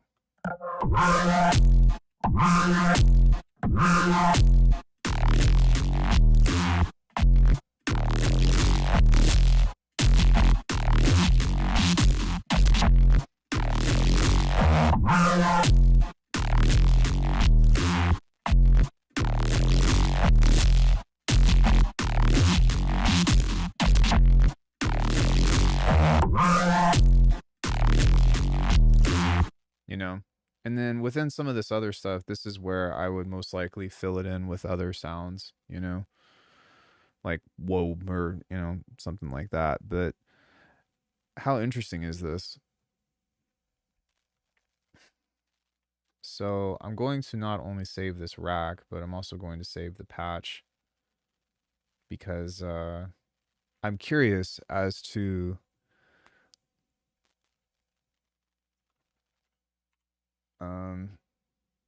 I'm curious as to what other ways, like this is, I just wanted to have a blueprint of how to do this, like in how Cohen sound would. But with this in mind, I guess in some cases this is my own version as and whatnot as well. But I think that the cool takeaways from this is having certain automation elements set up that help give it what it is. And what I've learned for me personally is this is a really big one. And then also the automation of the lows, mids, and highs, as opposed to just doing straight up filtering. Yeah, I saved the entire rack. And then also playing with the automating the OTT, right? Because that was giving us that super insane crunch. Yeah, it does a lot. Like if you listen to this without it, it's still going to be cool, but it's not nearly.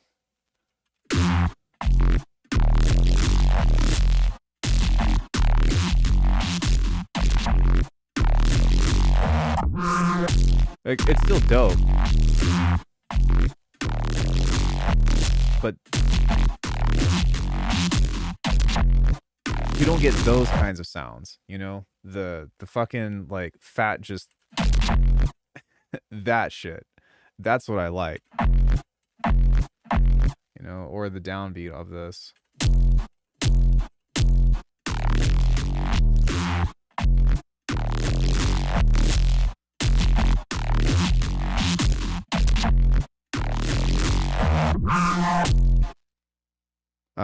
So that halves the setup time and is pretty much its own instrument that you can create with.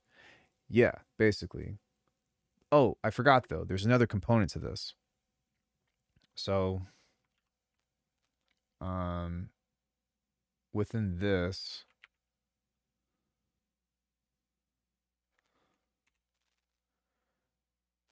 we are going to delete the automation. Undo. So check this out. I was talking about from before how one of my issues with this was the sampler, right? And issues as in like, oh, we don't have access to this. So what we can do though is go back to this, and this would be like in game, I suppose.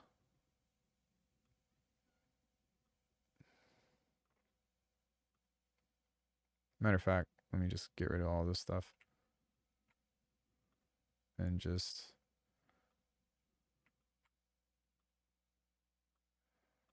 we're gonna have LFOs on all this, and then I'm going to slightly adjust the time of each and every one.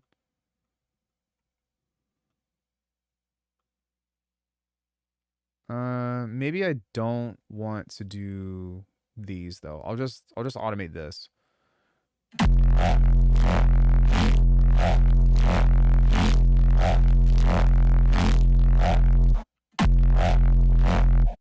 And also I'm going to back off of this quite a bit because I don't want it to just be sausaged.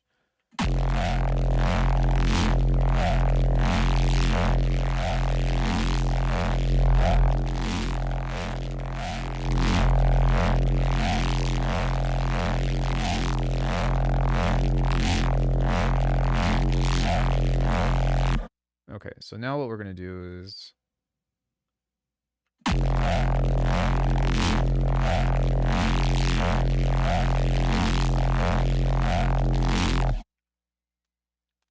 we take that recording,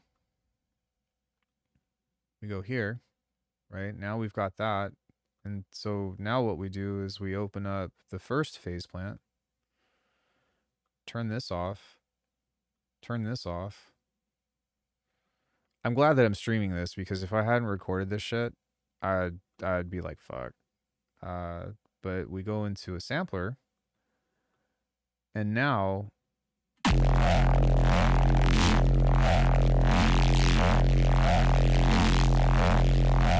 we have another issue to solve, which is we're out of macros. Cool. It's not a big deal because what we could do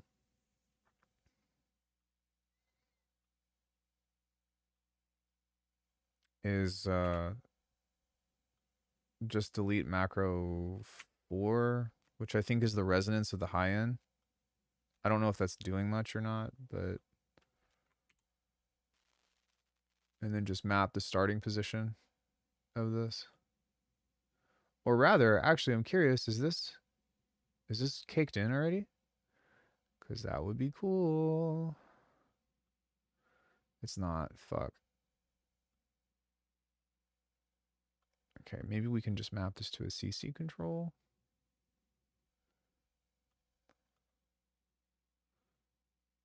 Move the MIDI controller.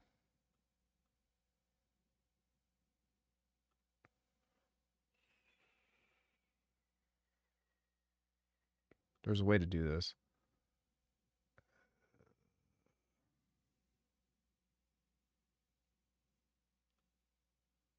Maybe just macro.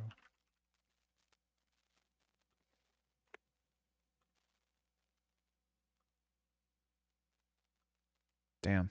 I was hoping that was gonna work. It's not.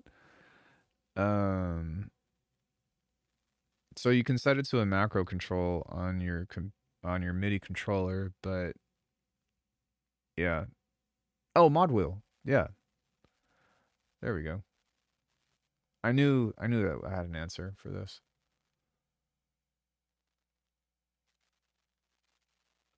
Cool. So now that we have that, we can actually go into the mod wheel here. And this might not be worth doing, but just as like an extra thing, because that's what they initially started with was the resampling process. But doing it after all of this, because it sounds so good, might even just be like, might even be something that would be worth checking into, because we can change the position of all of this, like so.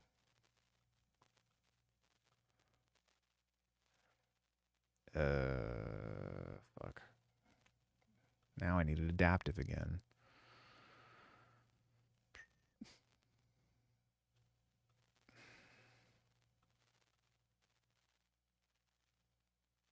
I guess it doesn't matter as long as I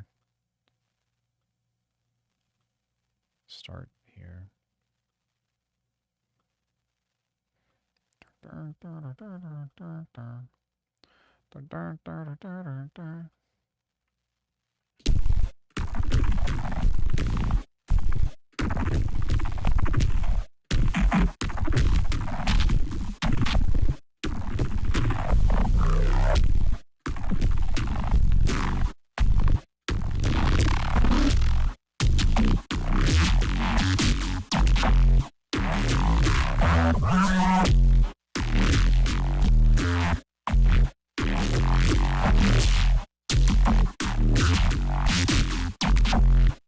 Made it more lasery.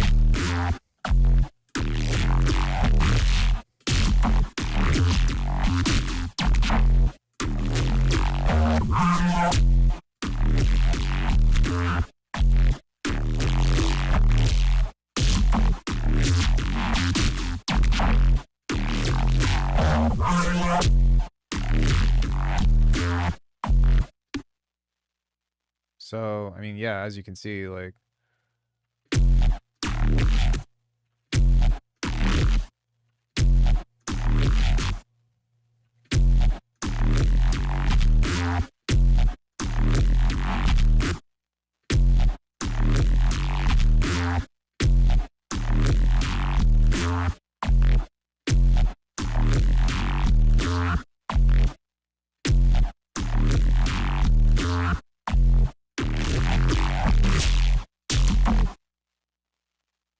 you know, we can even do something on that one where we're like this.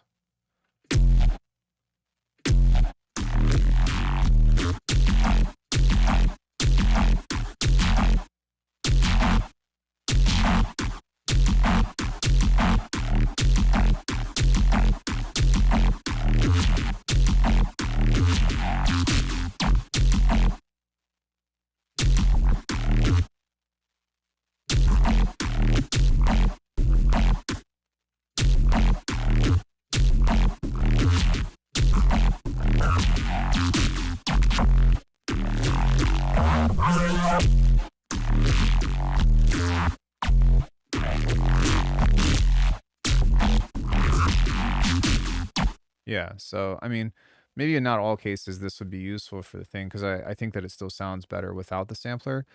But see how we can still incorporate the workflow.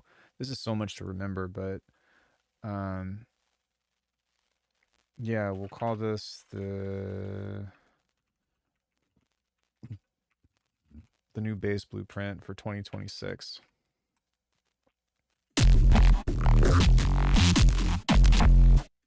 Sorry, I know that some of you asked to see the kick snare shit.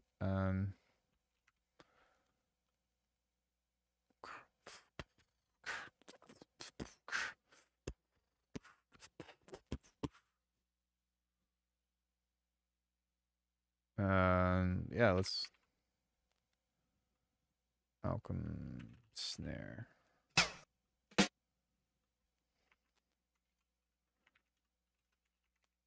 I don't feel like designing one at the moment.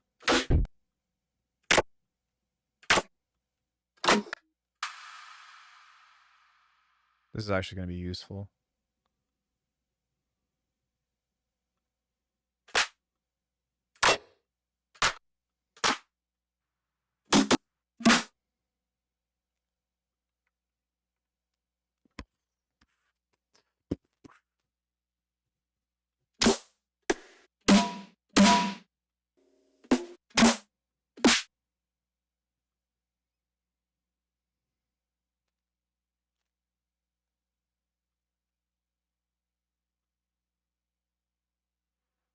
Let's unmute this and throw this into the sidechain.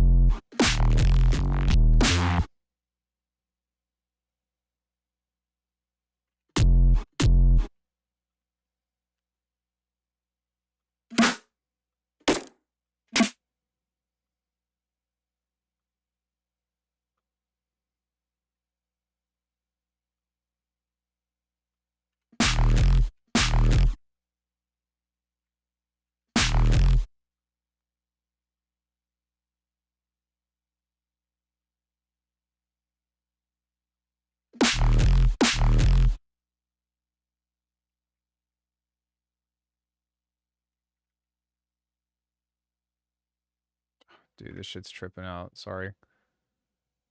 It's not me, it's Bitwig, I swear.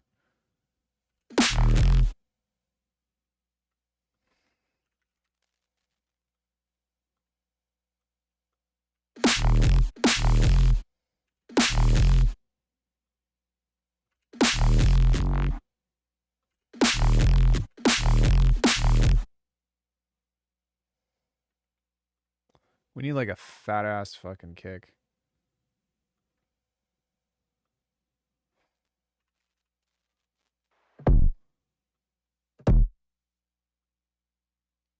That might work actually.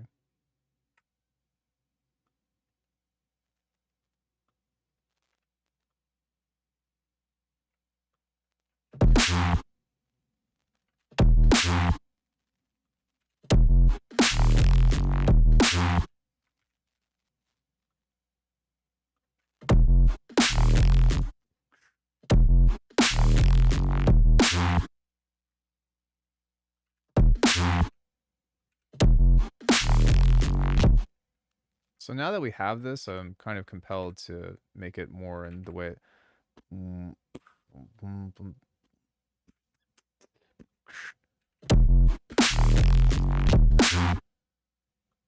Maybe here.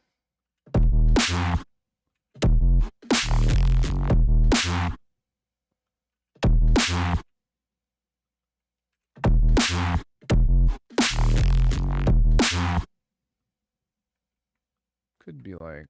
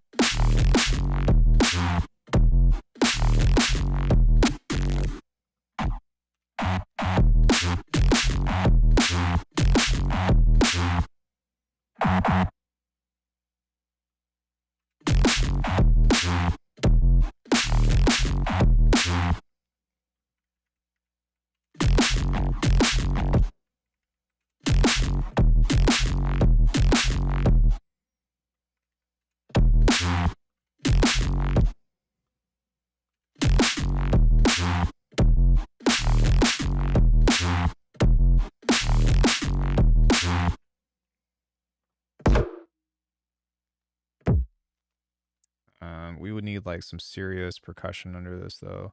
Not like lots of hats and stuff, but more of like texture in order to be able to match this.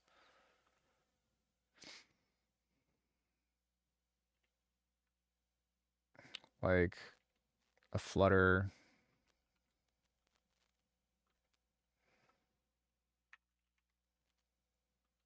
I put all my skill points in designing bass today, so I can't be bothered to make other shit at the moment, but flutter.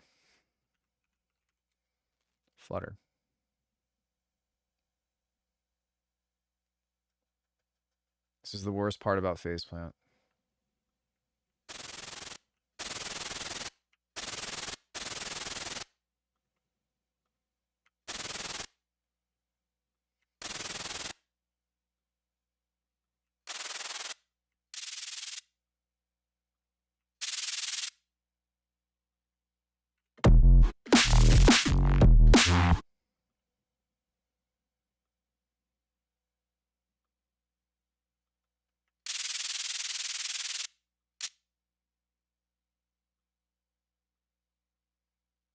Oh my god, I hate how long the search takes. I thought it was my SSD. Oh, it's me as well. Granted, I have a shit ton of fucking presets, so that could be a thing, but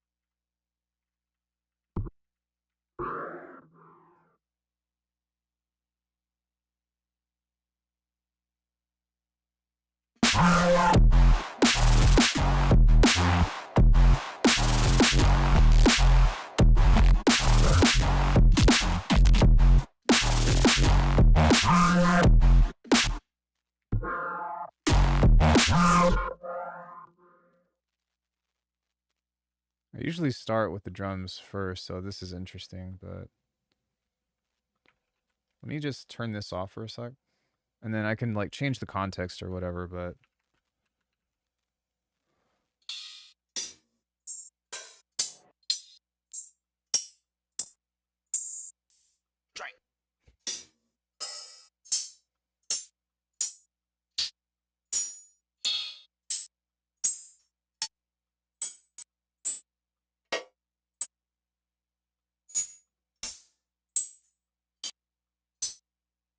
maybe something like that.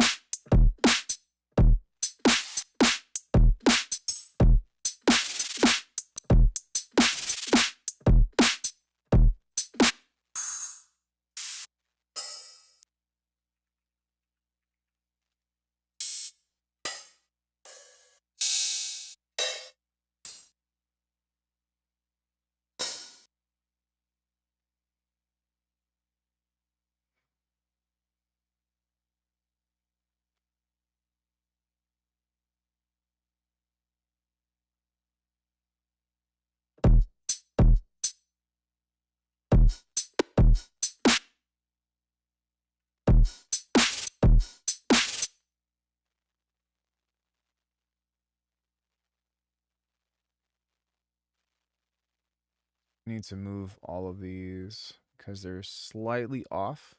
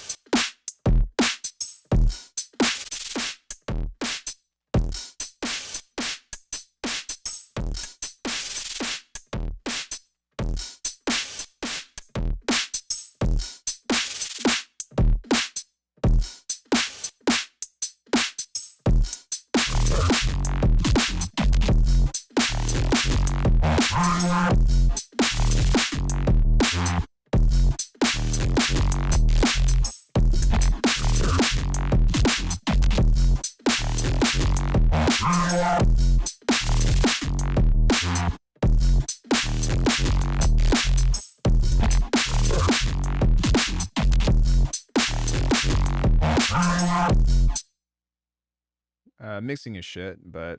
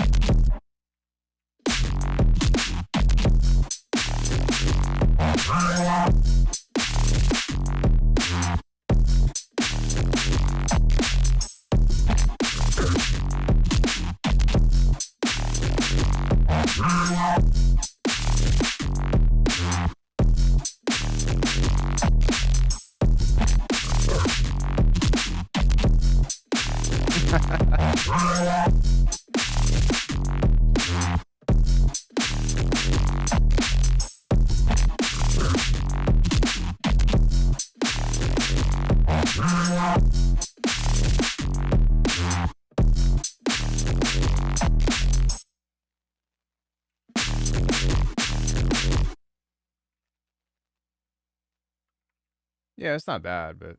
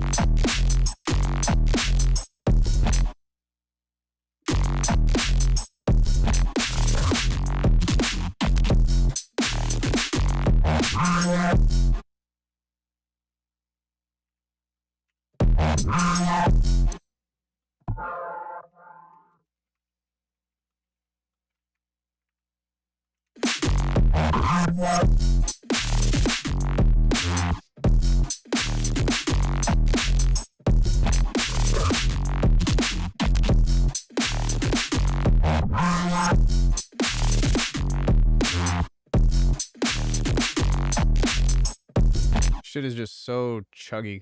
I love it. Like the...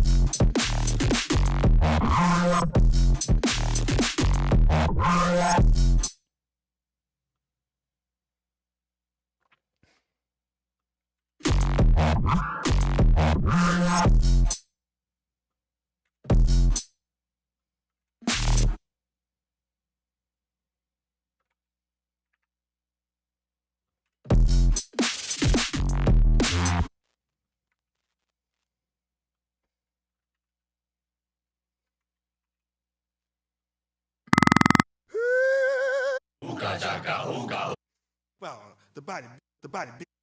It's a good thing you hooked up with Meryl. You should have seen the Colonel. He doesn't like to let it show because he's the boss, but he was so Well, that's all the script.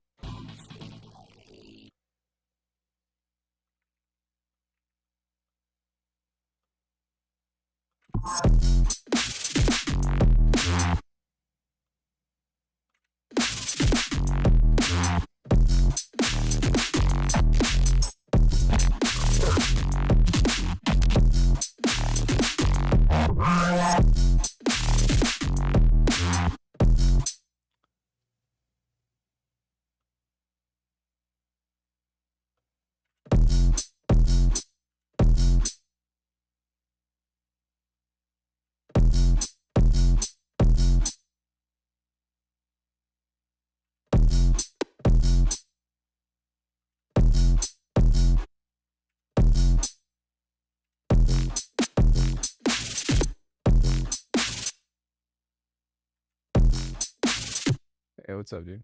I don't know if I said hi or not. I saw it and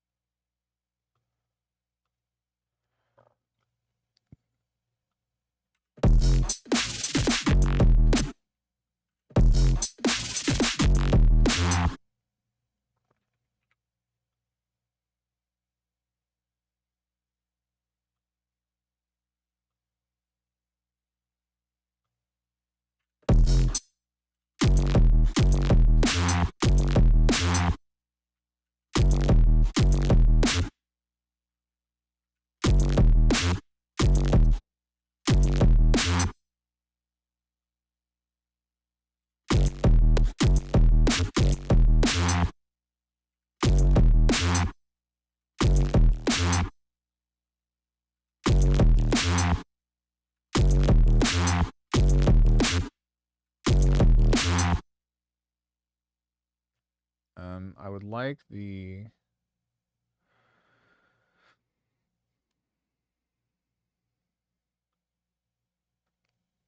noise of that to be much higher. There we go.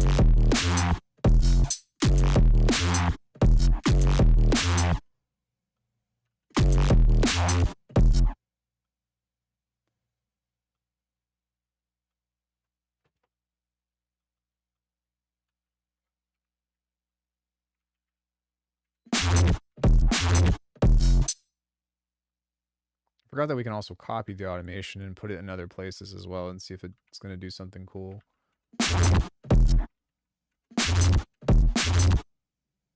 Which, not really, but what if we did this, but then reversed it? Yeah, I guess now that I'm working with this, like, something that would be nice is having, like, flip options for this, or having different options that you can control the automation workflow. I never really cared for it up until kind of now, I guess.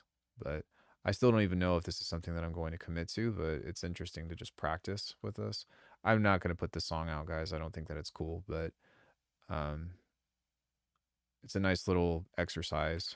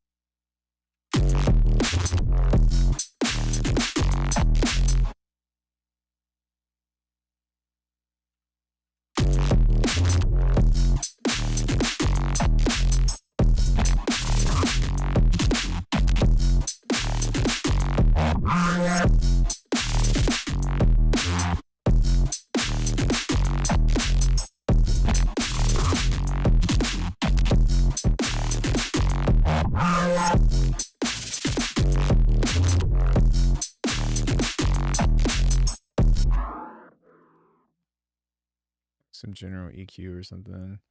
Any ideas for a B section, or is this messing to see how the A section works out?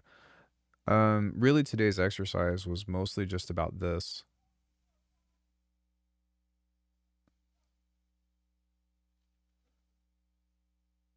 Just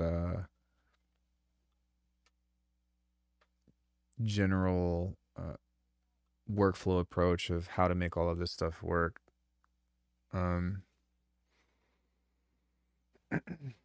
But I do think that this is on the right track for being able to practice and make cool shit.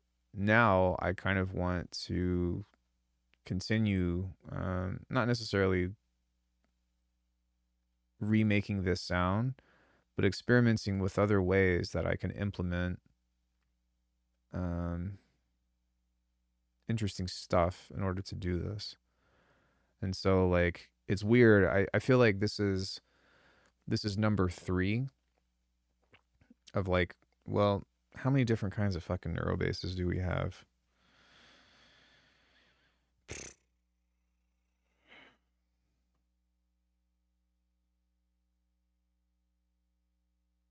Trialing things so it's useful later. Yeah, the sound itself is not something I'm unfamiliar with. It's more of just this workflow because I never do this. I never fucking do this. But I'm not opposed to it. I just most of the music that I write never catered to this kind of implementation. It was always just like, sub and then have a neurofill or something. Or what I would normally do is have, which even still that might still be a better way to go about it. I just think that this is a little bit more controlled. Cuz that just popped into my head. Whenever I made Your Virulence, I just made a bunch of basses and shit and had all of the movement bounced out and then just used a sampler. Yeah, I don't usually like automation either, but the benefit of it is that it gives you way more control. So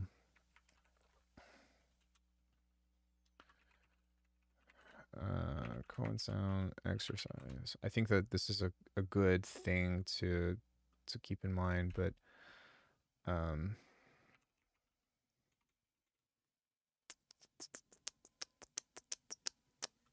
me see here. it still provides a different experience, which I think is very important to talk about because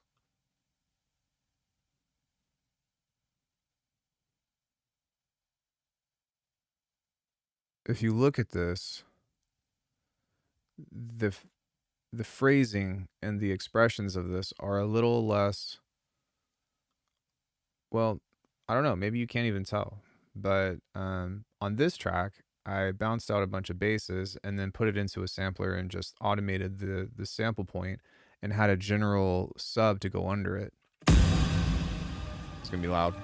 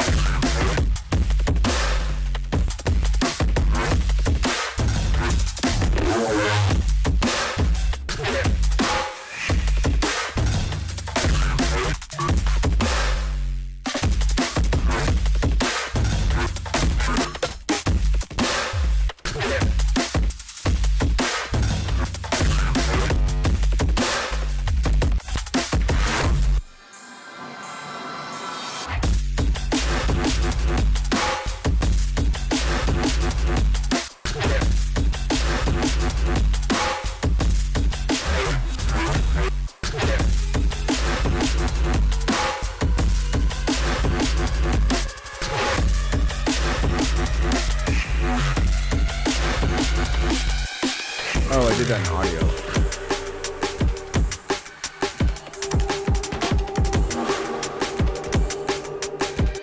Yeah, so I don't even know. I mean, I think it's, I fucking hate the word step, but I think that in drum and bass world, this would be a tech step track. It's where it's kind of like the stop go style of drumming, not quite jungle, but like the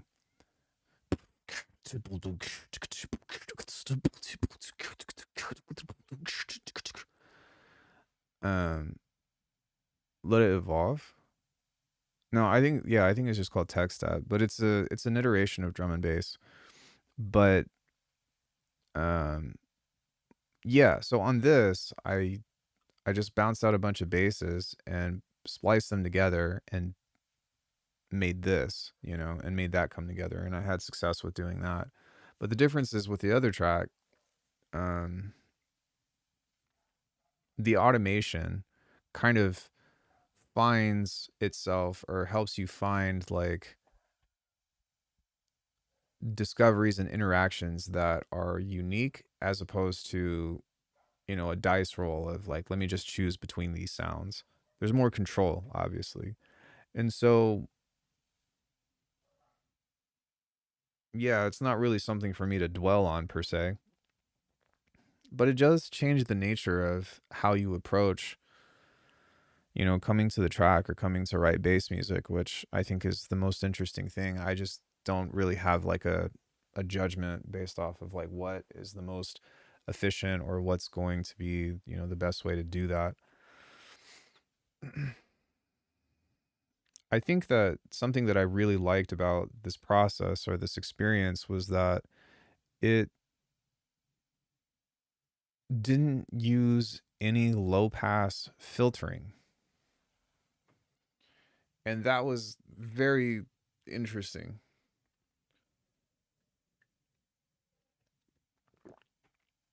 The movement and the talking and stuff was more so about automation from the low, mids, and highs. And so those are the two takeaways that I have. Is one is by figuring out how to do this with automation, and two is more surgical work with reducing and evolving the highs and the lows as opposed to trying to like low pass filter shit. And it's interesting because I always wondered what people meant by doing like volume automation. And now I understand. Now this makes a lot more sense because of the way that the noise interacts with pushing into like a saturator or a limiter or something. But it just was never explained to me in a way that made that kind of sense. Um, Yeah, I don't know. Discuss thoughts, anything?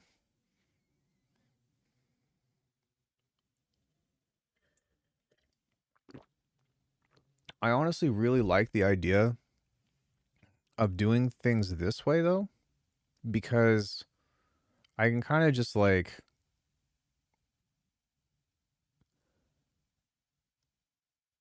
it's almost like it feels like a very straightforward path to writing bass music. I don't know if that makes sense or not. Like like I make my drums, I make the bass, and then I just start fucking with automation, and like the thing can start coming together with cool riffs.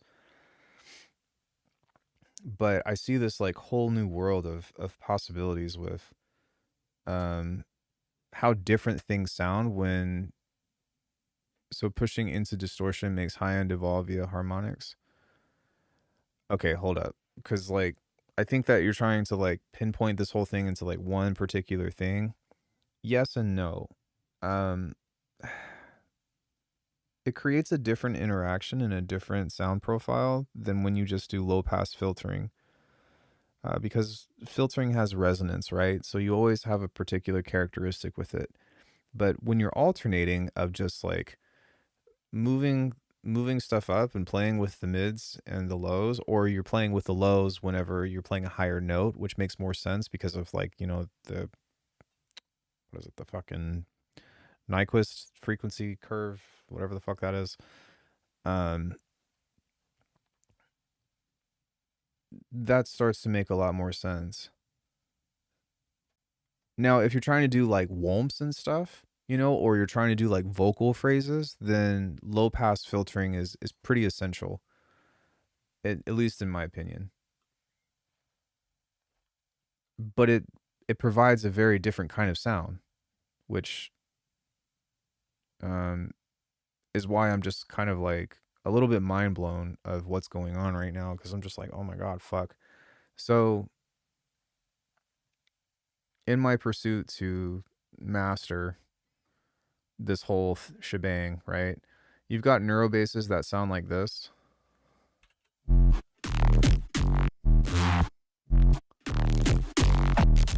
Right? Whatever. You've got neurobasses that sound like this. I'm just going to pull up some basses that I've made. This one.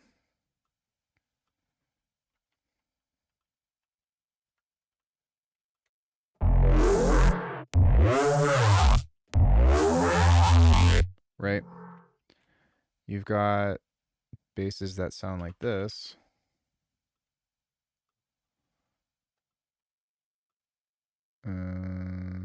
Favorites.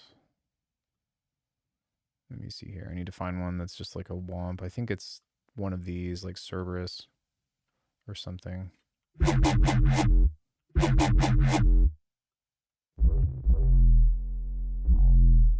me see.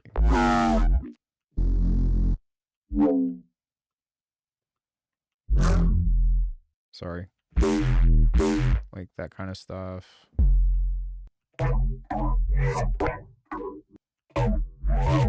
No, still looking for it. Sorry. Yeah, stuff like this.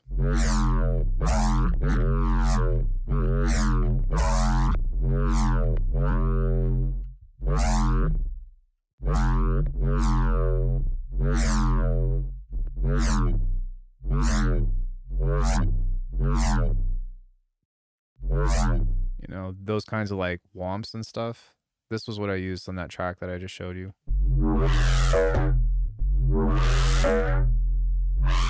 And it's not even that I'm identifying it as like a square wave or a saw wave, but it's more of the motion that it introduces, right? And then you also have like the talking, or like the how would I even say this? Is it something like this? I think it would be categorized as kind of like the phasey, that kind of shit.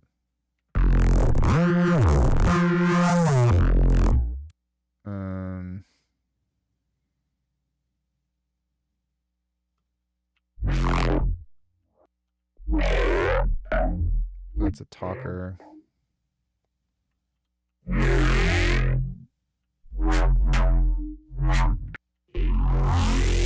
Sorry, just looking for different shit. That's a dope sound. But yeah, it's kind of like the morphy phasey shit to where like you've got high pass stuff, high pass and band pass movement, and it's like you know, like the morphing type sound, which kind of started this whole journey, which was I was trying to reteach myself how to do that stuff because I hadn't done it in a while.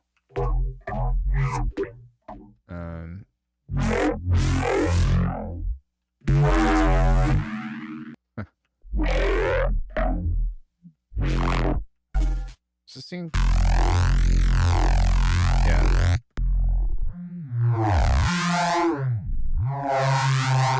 So and again, it's different because I found myself getting into vowels and stuff like this, but it's still a very different characteristic. It's almost like squishy and sticky, but not like tipper-esque, which was the other one that I was gonna say that people used to call neurobass, which I'm so glad that I almost never hear it anymore because I fucking hated that sound, and that like everyone in their mom's tutorial was how to do this, but it was basically the resonant high notch, the oh my god, people went fucking insane over this sound. Oh shit.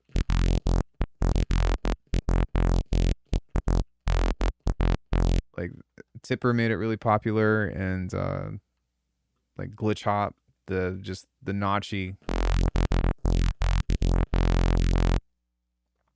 No, I wouldn't say that.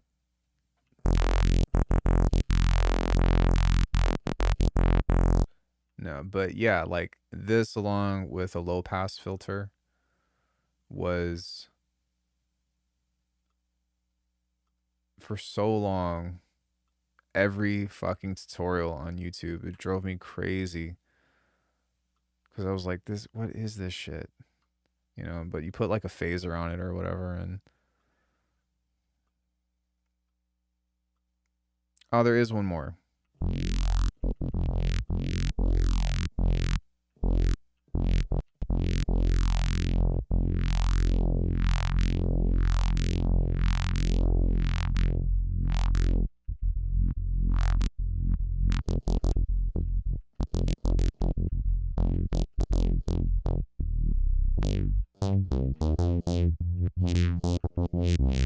Yeah, I can't stand that sound.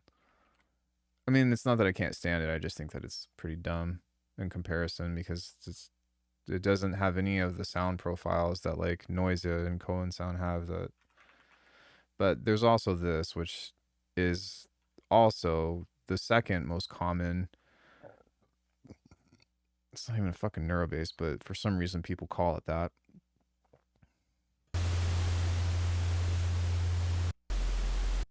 But this.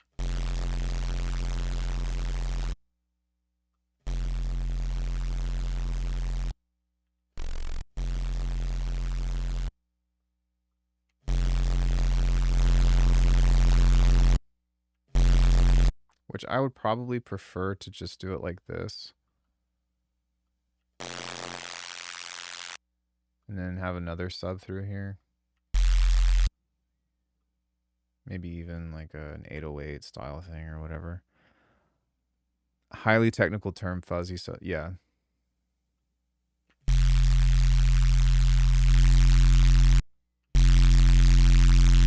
Which everybody back in the day would call fucking sine compression, which, you know, first of all, I love Nolan. I am not about to say anything bad about him, but it's while that's the technicality of what he was doing is true, he was essentially just clipping the fuck out of a signal by compressing it, or squashing a signal, saturating, adding harmonics, you know, and in this case, it's he was just distorting a sine wave, you know, and he was using a compressor to do it. But as you can see, like this is just saturation, and you don't have to like do all that stuff in order to get cool sounds and whatnot. You can just a little bit of noise and then a fucking heavy sub and then push it into a clipper and you'll get the same thing. But I technically wouldn't even describe it as like, but every time I hear sign compression, I'm like, do you know what you're talking about? Not that I'm elitist or on my high horse or whatever, but it's just one of those things where people throw out trendy terms for stuff.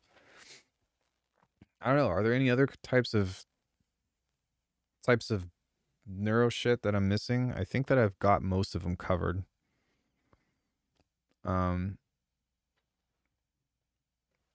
Yeah, man, I just love this kind of bass. I love this genre.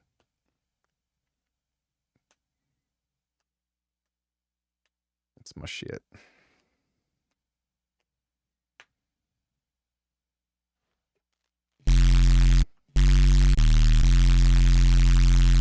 Something that's interesting that you could also do is you can actually have a really wide notch.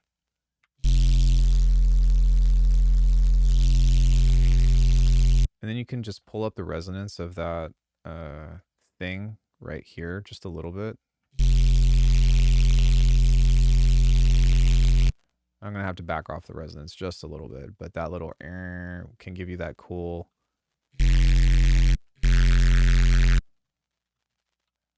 sound.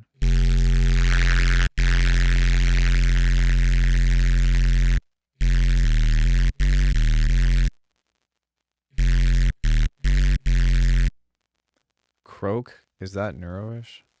Is that an artist? I don't know. Oh, yeah, I guess you also have like your low pass Reese and stuff, but I don't know. I almost don't even count that, but there is something to be said about just a very typical, you know, to be honest with you, this is how a lot of these sounds start. But just like your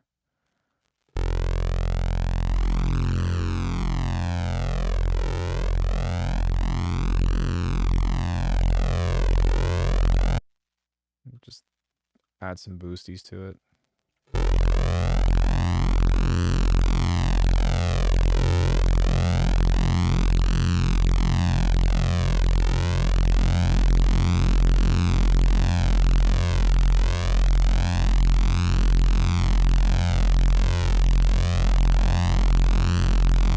I like to add character like this because it really helps it stand out from just being a saw wave.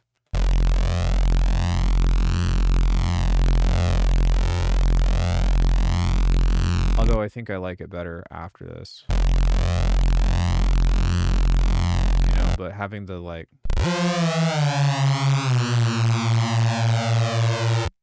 That's also definitely a thing.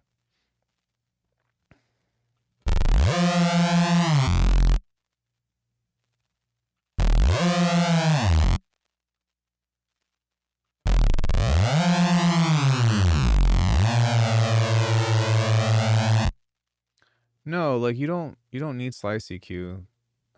I just do it because it's the most efficient. But what you do is you just stack filters and you just use these.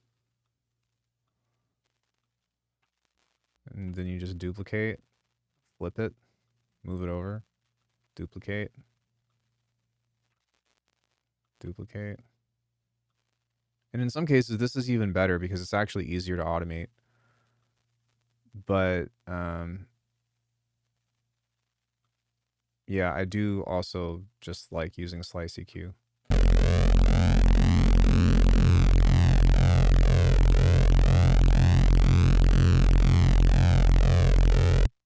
But yeah, I mean, if you were to look at this at a glance, then this would be the same thing.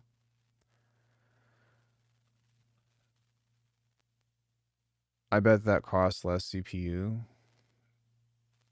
I don't know. I'm not really worried about that personally, but you were asking me if you need slice EQ, and the answer is no, because you can just set up a bunch of filters. But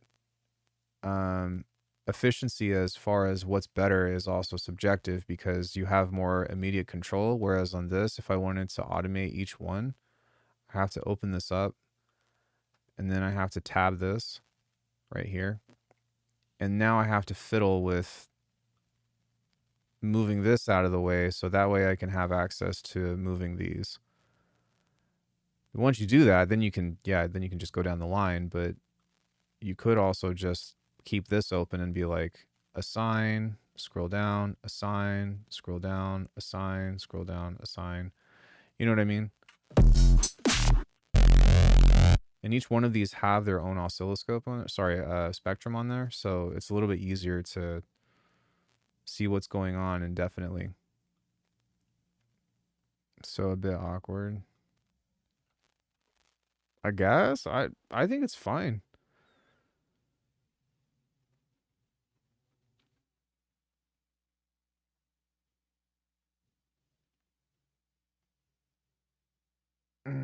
Yeah, I'm trying to think if there's any other like super popular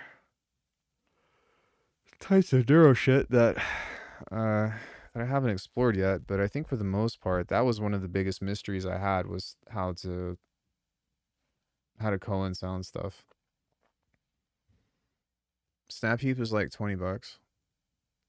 You can move these there if you want. Wait, what? Yeah, I don't know. Slice EQ is great, but it's definitely not essential. And I also don't use Slice EQ outside of phase plan. It's only within it. I don't really feel like it's necessary. It's more of a convenience. Actually, if anything, you might even want to just consider the filter table, which I actually think is cheaper, if I'm not mistaken. Because the filter table, you can just like make your own weird shit like this, and look how much easier it is. You go done, and now look.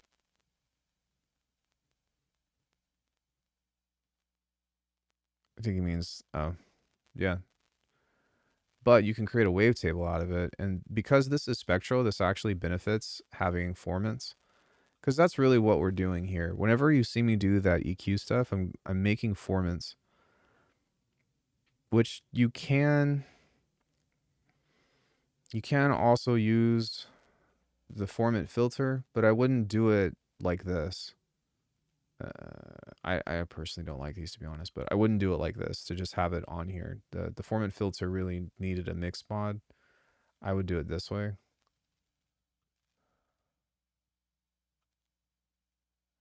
Formant filter, parallel. Take out, no, keep the lows in, but just take out the sub. So now whenever you play this,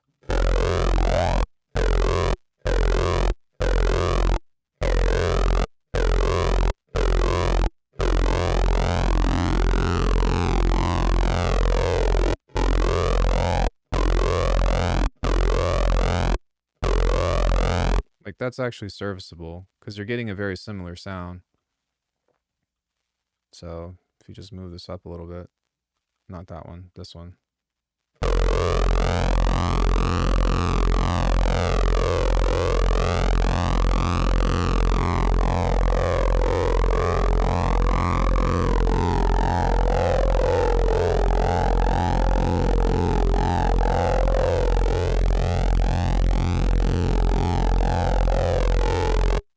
Come in.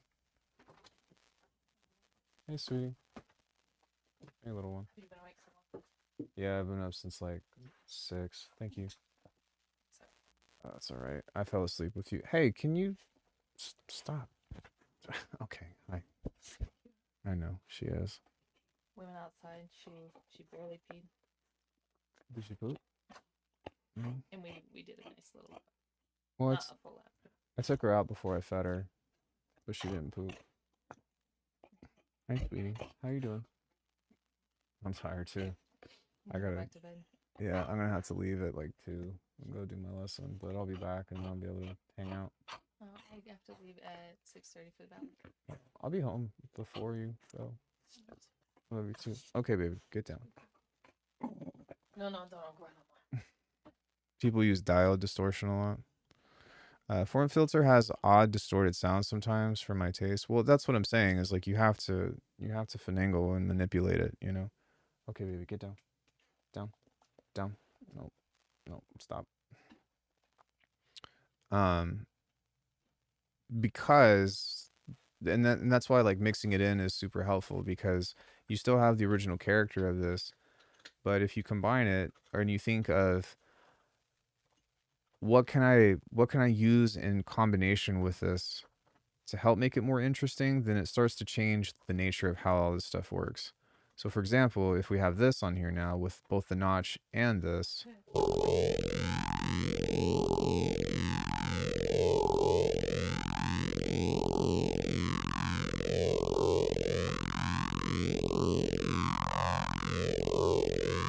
and that's actually relatively natural sounding for what we're going for anyways.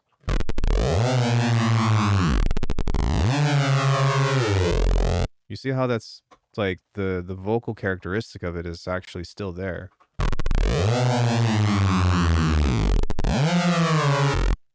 Versus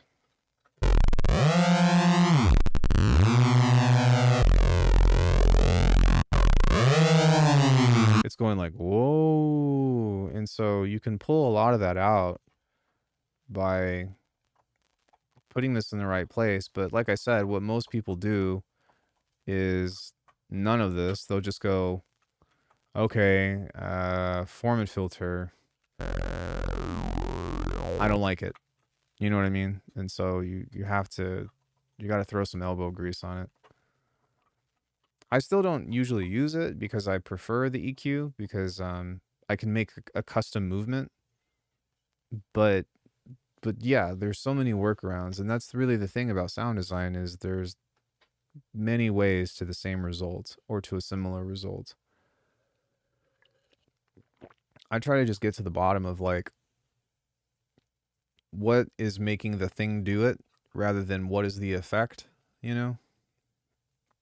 Because if you think about it, like a filter can be used as an EQ and an EQ can be used as a filter, and everything that falls within that subcategory can essentially be used for the same thing. Same things, same use cases. Obviously, there's going to be stuff that works better for whatever you're trying to do, but understanding those limitations can sometimes lead to more unique sounds. That's the way that you find your edge with your sonic identity, I think is the best way that I can say that.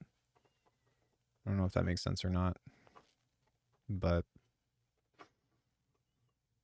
yeah, there's many other ways. I mean, the other thing too is like honestly just using a fucking bandpass depending on what you're going for. Like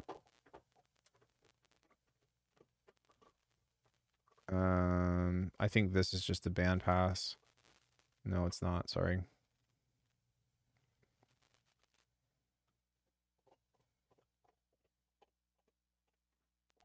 Yeah, this is just a bandpass. There is a slice EQ on here, but it's not doing much.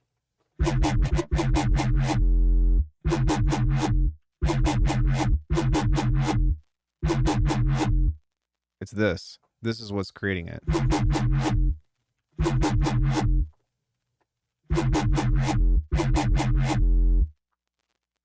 There is a multipass on here, but that's not that's not doing anything. Yeah, dude, this is literally a bandpass and a low pass filter. Holy shit. What more do you need? That sounds pretty good. Oh, sorry, I lied. There's a notch. But yeah, bandpass, notch, low pass filter. But you have to, again, know what you're doing. Disable everything between the bandpass and the low pass. How does it sound? You're only gonna hear the bandpass, but what I was trying to get at was in regards to like what you need for filtering. Like, do you need quote unquote slice EQ or whatever? And my answer is no.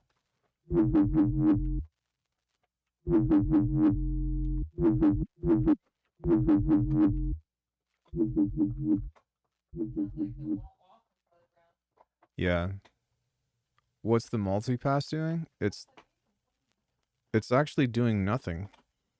It's not even on. Or like there's nothing on here. There's a clipper and a gain on here, but it's not being used. Sometimes what I will do, I think what I ended up trying was I was trying to throw this through other neuro filters or like neuro racks and trying to get different sounds out of it, but I think that I just ended up not doing it because it sounded fine on its own. But I mean, yeah, so turning all this other stuff back on.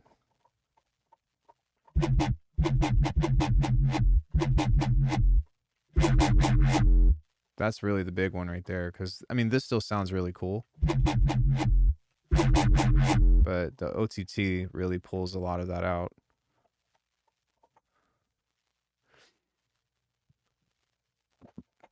Figuring out how to utilize an OTT on Faceplant was actually like a huge game changer as well. My, like, for context, my patches have totally totally evolved, I would say, from More LA accent. Totally. I don't have the energy, baby. I'm sorry. But even with this stuff, I guess there's a little bit of just pushing this up, but oh no, that's Requiem. I wanted to show you Eternum. I know. She's no, she's fine. She snuggled me for hours and did not wake me up. It was very cute. She woke me up at 6 and was like, "Fucking take me out," and I was just like, "Oh my god, okay." She was so mad when I put the food back. She was. She went up to the bag and like stared at it, and then she went. She growled? A little bit. That's funny. I was dying laughing. I was like, I know. Yeah, that's pretty funny. She almost got like, oh, so close. Yeah. The leftover female human might feed me again. No. Thwarted. Thwarted. Sorry, Squeak. So, I mean, these sound okay. I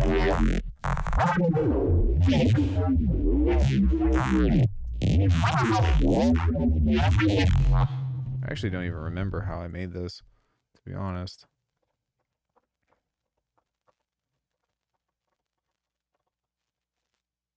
I was getting some nice tones from D16 Devastator, multi-band distortion. Has a nice diode. I feel that. Kind of similar deal here. Except that's just randomizing the whole fucking thing. I think what I was doing with this was really focusing on...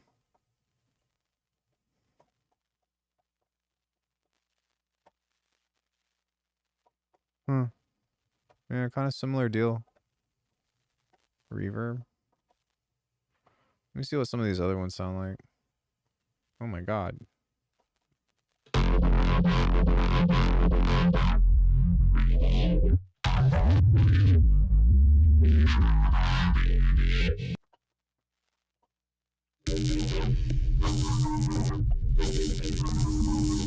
It's pretty cool.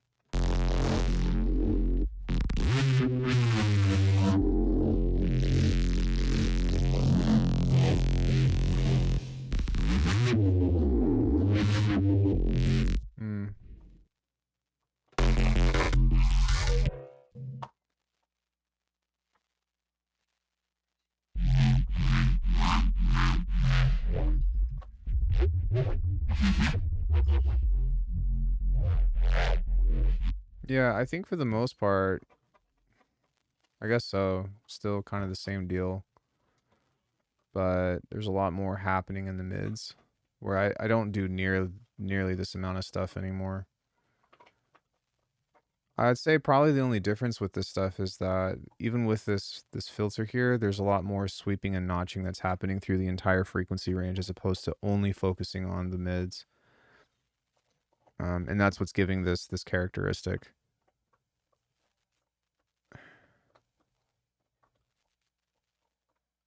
Because I was actually kind of curious because I spent a lot of time making this shit back in the day, and I was like, oh, it's cool, but you know, it doesn't sound mean enough. And then I went down the other route and I was like, okay, now I figured out how to make it really fucking mean. And then I was like, how do I back up? Because there was this track that I was working on Wednesday that I wanted to have some neuro stuff on it, but it'd be more of the softer.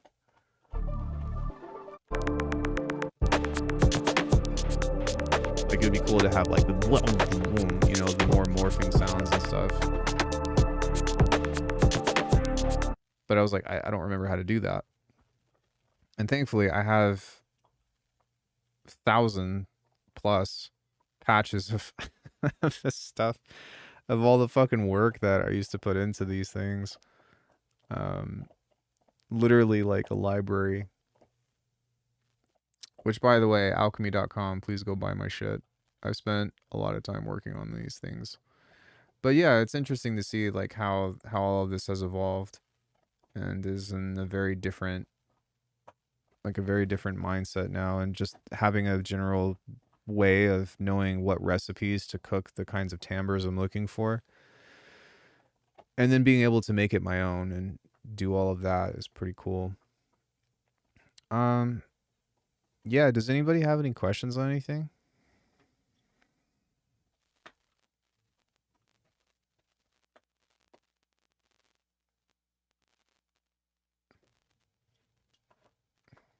I think I'm gonna save this and just like keep these patches up for the sake of having comparisons and whatnot.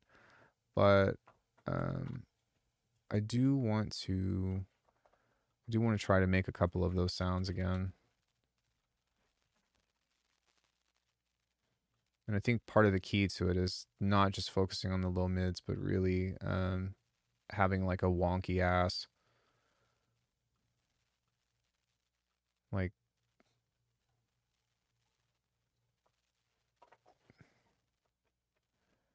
yeah. It's so crazy like how big of a difference this kind of shit makes with what kinds of timbres it creates. So for example, actually, yeah, let me do this. My dog is going ham on the bone. We just got her a bone. She loves it. We also got her a water fountain. Although I don't think that I'm going to put a filter in it every 2 weeks because it's a little too expensive. I'm just going to clean it. All right, so having like really big shit like this with lots of movement. And then like notches, and let me start from up here. And then what I'll do is just use like a random or something.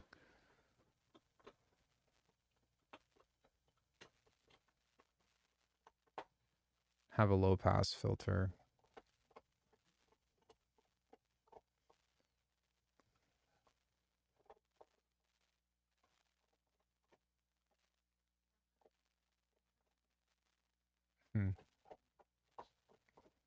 So doing something like this. Saturation. Just do it in steps.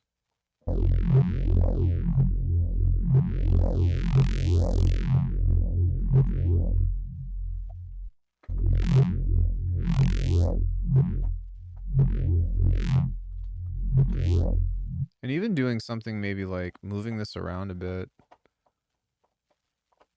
Like this. This is how you can get some of those cool like... Maybe.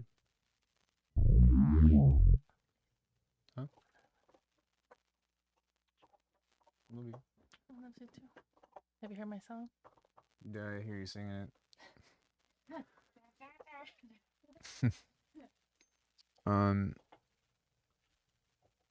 Yeah, so more aggressive filtering like this, and then you can have like a chorus or whatever.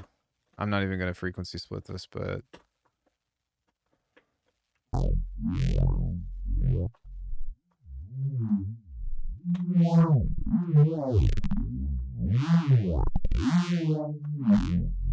know, that's how you can get some of that stuff, which this is a very, like, here this is, here is this at a glance. Hey, Albert, what's up? But if you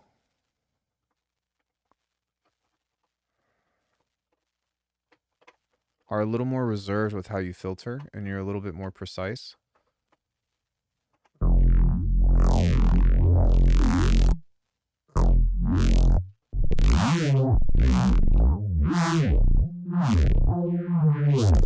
see, which is interesting. But if we do this and then we start over on the filtering here, actually, let me just start over on everything except for this. And we only focus on the low mids.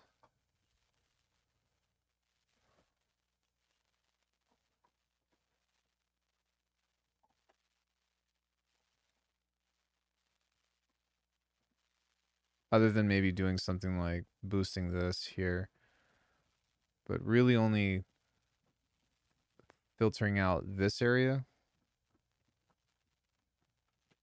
It creates a huge difference with how the sounds interact with each other.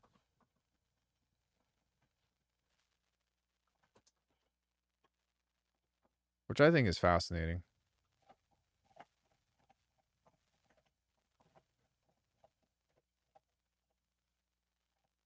Some subtle movement there. And this thing right here is going to make a really big impact on how the rest of this sounds.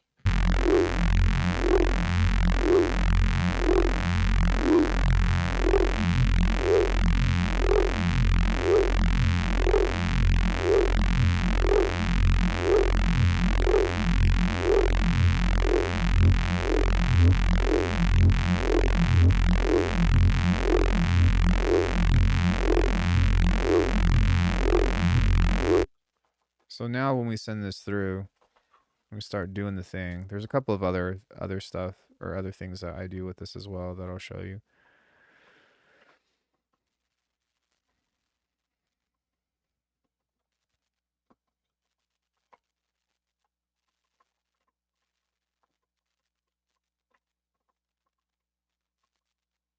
She's getting that bone. She is getting it.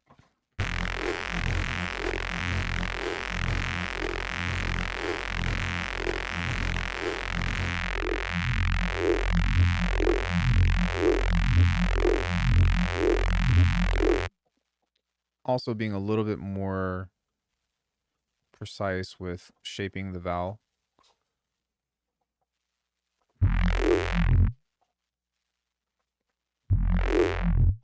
Yeah, thanks for coming in, dude. Appreciate it. Now we have this. You see how now that's the phrasing of that is much more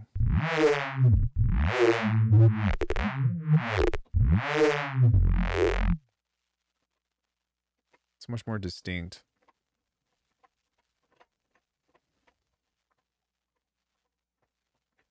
Yeah, she's going crazy. She's going crazy on the bone.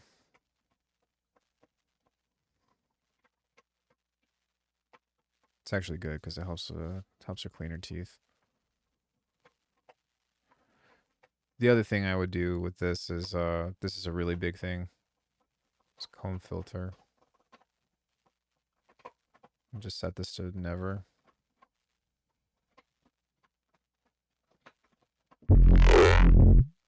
Yeah. Yeah.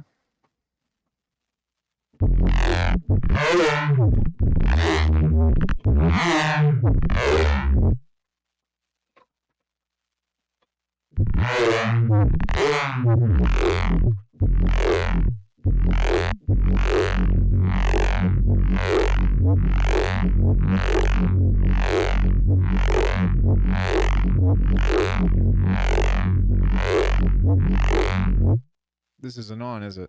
It's not.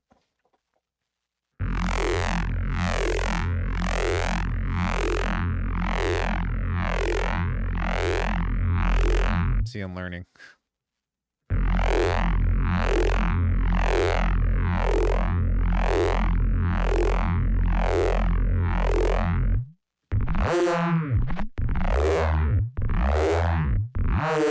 But do you see how different of a sound this makes versus this is so cool that I'm able to do this in like one go because like honestly guys, what I'm showing you right now is like 12 to 13 years of what I've been studying.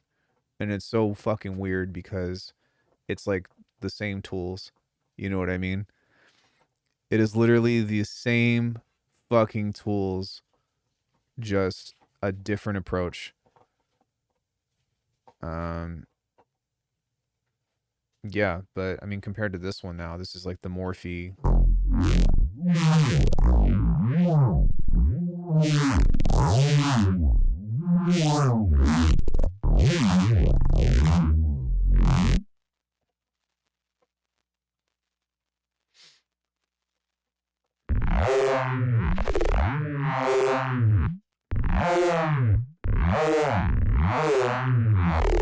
So yeah, in essence, this is more so where I've been at with the latest patches that I've been doing. But this was what I forgot how to do. And it's hard because, like I said, the difference between how to make this and the other thing is such a subtle happening that I'm like, oh my God, man, why can I not remember? And this is why I can't remember is because it's like the changes of it are like this much. But it totally changes um the way that it's phrased, I guess. And yeah, man. I don't know. It's kind of nuts. Kind of crazy. And so actually I was going to say the new style of stuff with the automation approach is something that I'm probably going to try to do more of and try to actualize and see if that's something that I want to do. I don't know yet. It's definitely the most time consuming to put together and then to also implement within a track. But at the same time, I think that it provides the most functional sonic expressiveness because it's all automated, right? Because every single thing is controlled. And it's also cool because it really connects you to the compositional part of it, of being extremely intentional with the notation and the rhythm of the bass phrasing, but then being extremely intentional with the automation aspect of it. Right, right. Yeah, your sounds are only as good as the context that you are able to utilize them, you know? But what's interesting is, and I'm learning this about myself, is that like this is the kind of bass that I did for years, right? The first one that I put together. There's a reason why I wasn't able to make my music heavy, and that's because this kind of sound really match that doesn't really match that vibe.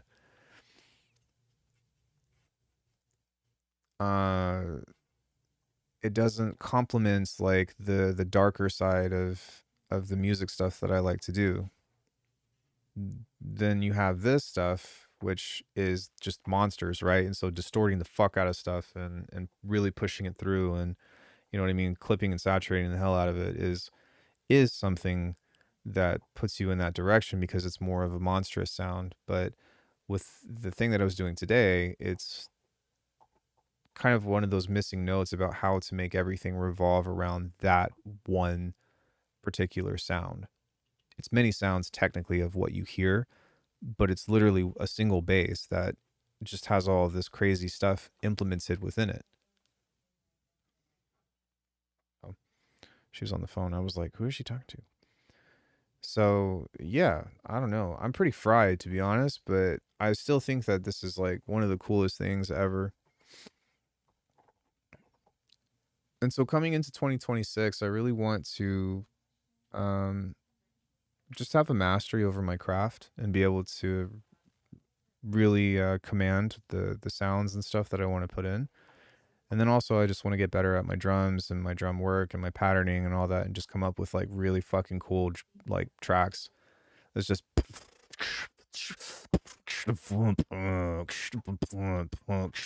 you know what I mean? And right now I think that with the other track that I was doing, it was very like overdone, you know? So being able to pull back with the subtlety of having those different sounds and whatnot is I'm really excited to do that. But um, yeah, I think that putting the time into practice, but it's so weird because now I see where the road leads, whereas before I was just trying to get to the base, just trying to get to the thing. Enjoy the detail-oriented deep dives, although lately I've been steering towards the other direction. Helps to know what your aim is. Yeah, for sure. Why? No, Jersey. Stop. Stop trying to force yourself on me. I don't even let mom do that. Get down. I'm joking, by the way.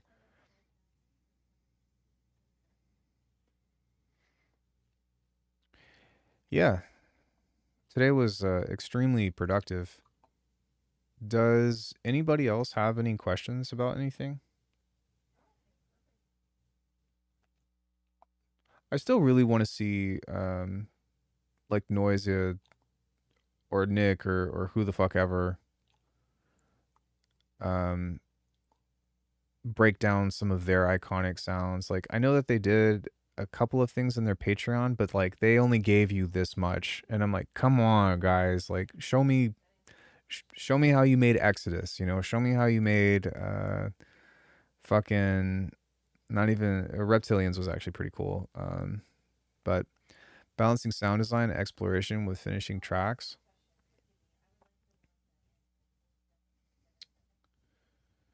I think it depends, you know.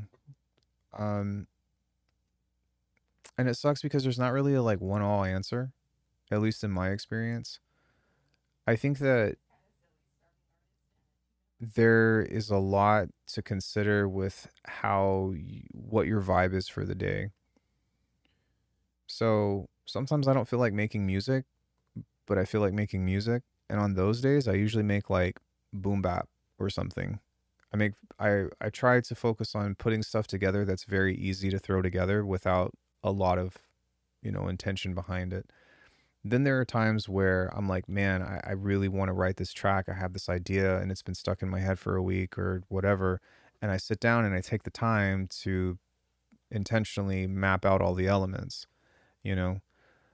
But I tend to lose interest and move to other things. How do you keep yourself interested in finishing a track that's in its initial stages? You mean like get past the main idea hump?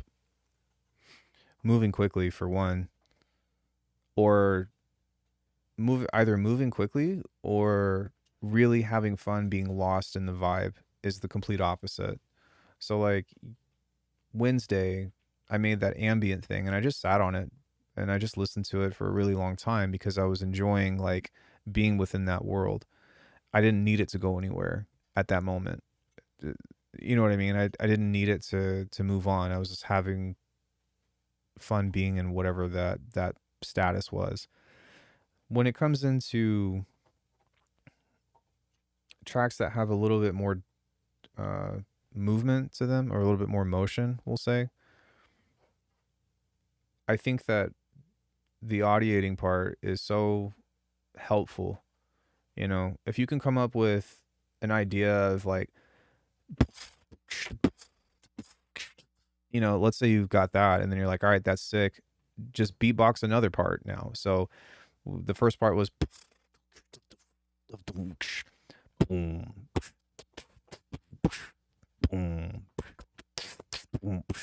And so like now I've got a B section or a general direction, and I have some kind of path to start to like loosely work towards. And that helps me out a lot. And that's something that I got from Corey in a very different way, but similar, same principle, I guess. Yeah, really doing the audiating part.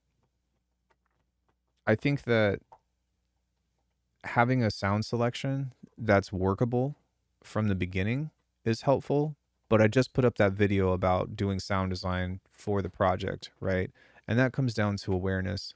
This is very like a very complex question to unravel. So forgive me if it's all over the place, but you need to be aware of like when you're getting bored, when you're spending too much time on something, what the bigger picture is with the project, and what is the purpose of your current session, you know? Like, I didn't set the expectation on myself today to be like, I need to make music. What the title of today's video is making bass. And that's exactly what we did today. I didn't do drums. I didn't do pads. I made nothing but bass. Just sat down and was like, I need to make sure that I know how to do this. And I feel pretty good about it. Sometimes you stumble upon an idea and it ends up taking you in a direction, and those happy accidents are things that you also have to be aware of, because it's really good to lean into them sometimes. But it's up to you as an individual and learning about yourself of like what your habits are and what your tendencies that will start to help you sway towards a specific direction or not, you know. All of my music used to be, the only music that I would be happy making was the stuff that was chill, because I couldn't ever get my heavy stuff to work, right? And so it came to the point to where I was like, I can't figure this out on my own, and the only way that I'm going to get over this is to pay somebody to show me the way, which unfortunately that's part of it sometimes, is you have to do lessons with people. And you have to have a perspective outside of your own, because it's just not enough for what you're trying to do. And then once you do have the information, you have to put it into practice, and you got to sit down for hours and be like, okay, I'm going to work this out. And this is with any skill, not just with music production or sound design. But yeah, like I always just started to default to the stuff that I could actually make, because that was the only thing that kept it fun, you know? Yeah, like do I have anything that's like heavy pre 2018? Yeah, like even 2018, like if you listen to my EP, my first EP, which I really like it, and I really have that first EP is very important to me. But if you listen to it, it's not heavy. It's cool. It's got interesting sounds in it, but it's not heavy.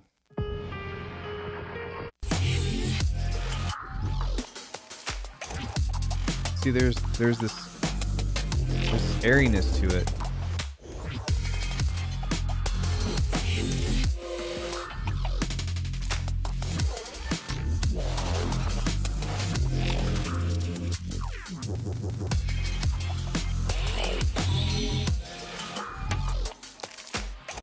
You get what I'm saying though?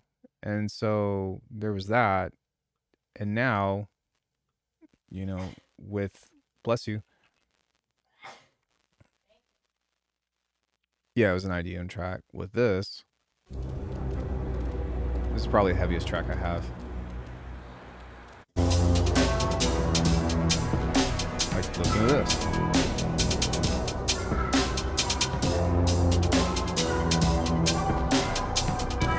But this is for everybody else, right? But just listening to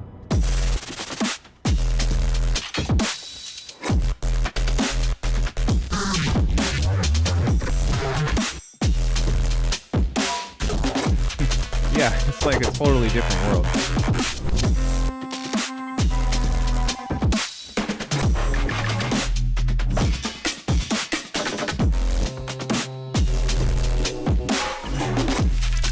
So, you know, what changed?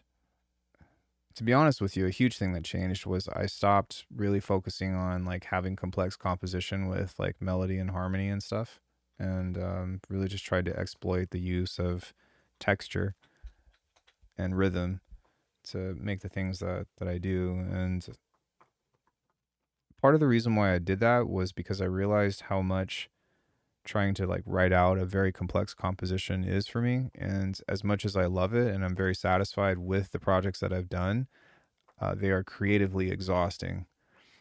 And so now, as opposed to trying to write that stuff, I only do it when I feel inspired to. And all of the little things that I'm doing now with like the making beats or like making heavy stuff or whatever, like it's really just a matter of putting the practice into the production value, you know?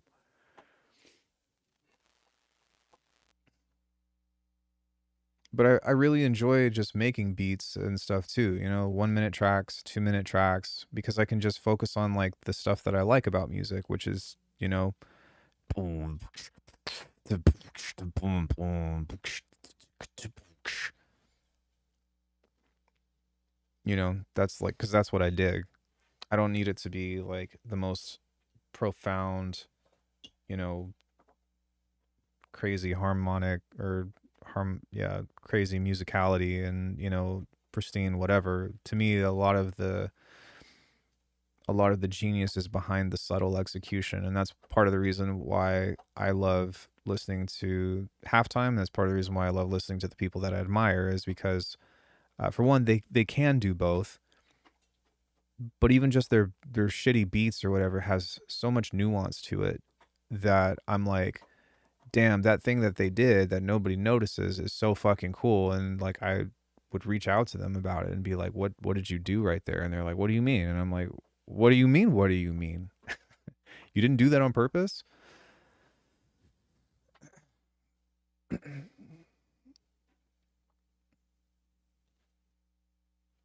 Yeah, I mean, like if you were to ever have a conversation with someone like Nolan, frequent, um, he'd be like, "Yeah, man, I don't know how I made that sound, bro." And I'm just like, "What?" Because he was just fucking around. But his FAFO products are just out of this world, and I think that you're in the way of my microphone. You're in the way. Why are you being obnoxious? But oh no, I don't want the lickies. Yeah. And so just working on those elements and just working on the beat making stuff and trying to provide the nuance within that is already so much effort that imagine doing that, but with a narrative track for 6 minutes, 5 minutes, even 4 minutes. It's a lot, man. And that's why some of those people are so good. Just because their songwriting and their ability to keep interest but still have all those elements for 4 to 5 minutes through a track. I mean, hell, classical composers would have fucking 20-minute movements or whatever, and I'm just like, I'm tired. I'm tired.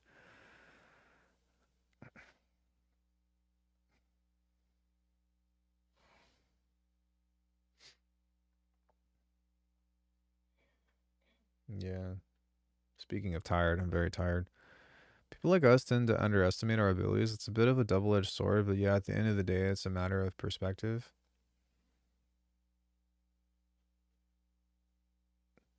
Yes. But I will say that the perspective that you have on music is going to dictate what your outcome is going to be.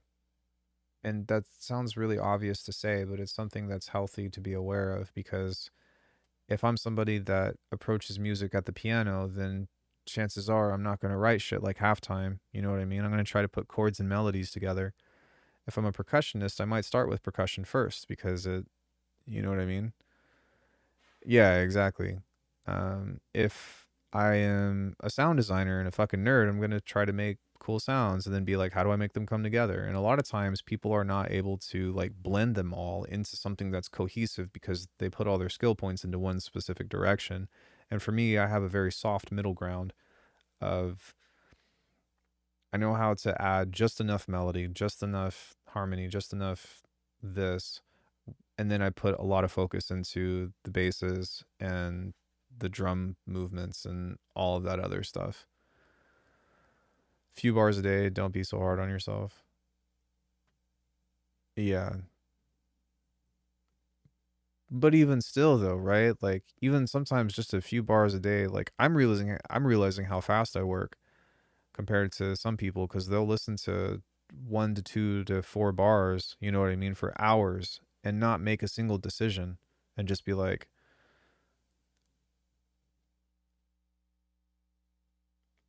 "No, no, no, I'm fine. I'm not in a rush to leave anywhere." I'm just like I'm just yeah, I no, your questions are fine. Keep asking them. There's no what? There's no fine questions. How do you approach challenging your comfort zones? I never have to worry about that with music because I always feel like there's something to get better at. That is not what I said. Yeah, I don't know. Like, I mean, do you all feel like after every project you make, you're like, damn, I could have done this better, or like, oh, I could improve here, or it's not quite what I wanted, and you feel compelled to try again? And a lot of times, like, I think especially in this particular field, like, just listening to music usually takes care of that for you because you get inspired to try a track or to try a sound or to try a beat thing or to you know do something that you haven't done before, um and see if you can do it or just do it for the sake of figuring out the results. Yeah, limitations can be good, challenges can be good, but I think that I like barked at somebody not too long ago, or 2 days ago, because they were telling me that I need to like make techno or something like that. And I was talking to Corey about this, and I was like, dude, I've already been there, done that shit. Um, that's not challenging the comfort zone, but I think that it's really important to have a safe comfort zone for when you're stretched too thin. And I think that especially for electronic bass producers, like probably all of you in chat, it's way easier to get lost in being in outside of your comfort zone than it is to return to your comfort zone and still make something that you're like really happy with, you know? And I think part of that is just from the pressure of the culture because for one, it's cool because everybody that is trying to be in this world or in this field is constantly pushing the envelope, right? And so like the pressure is already there. But on the other end, it's very easy to get lost in what you're doing. The sleep tracks I did. Yeah, and that's just kind of what it is. But like, dude, at the end of the day, I say this.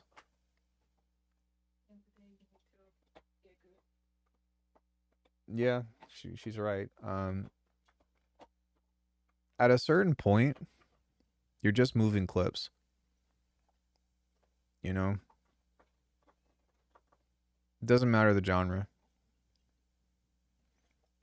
If you have access to the loops, or to the sounds, and you're just like a splice producer or whatever, but you have access to all that other stuff, like all you have to do is just put the fucking clips together, man. And so when we talk about comfort zone, it it really pulls out something like you kind of have to go beyond music production. um I think that right, you just learn the structure of the genre and then you find the appropriate material to supply it with, but the song structures don't really change. You have a beginning, a middle, and an end, and then there's like some in between shit that happens, but every every track that's been printed that has a duration is a beginning, middle, and end. I was gonna say, I think that like probably my biggest outside of comfort zone is like live performance or recording something in time or the actual musicianship of stuff. That would be outside of my comfort zone. Or heaven forbid, singing or you know what I mean, rapping. Because that's the kind of shit in music that I don't really fuck with. I've done it, but I don't do it. You know what I mean? But when it comes to, oh, you need to be outside of your comfort zone and you need to make hard techno. It's like, okay, but that's not really uncomfortable. I might just not know how to make the sounds. You get what I mean? Or I might not be able to get to the kind of like timbres and stuff that I'm looking for. My comfort zone has been in that try hard mindset for years. It's given me analysis paralysis and I haven't been finishing tracks. So simplify. Louis Cole, JD Beck, Thundercat. Yeah, I love Thundercat. Just want to play Diablo. um but yeah, it's like if you're having a hard time making tracks, simplify and put the intention into something that you can provide nuance in that doesn't push you to lose focus. And I think that's a really big difference between like not having a comfort zone or like being outside of your comfort zone and just being straight up fucking disorganized. Like that's two totally different things to me. Because again, if you don't know the structure, you don't have the workflow, then that's not really like you're not uncomfortable. You just don't know what you're doing. Which I guess like finding yourself into some kind of problems, like you can always dice something up a certain way to cater towards identifying or relating to what all this stuff means. Does that make sense? Like you could say you could really fit anything into being uncomfortable if you wanted to. You can also generalize everything to such a point that you're like, no, it all makes sense.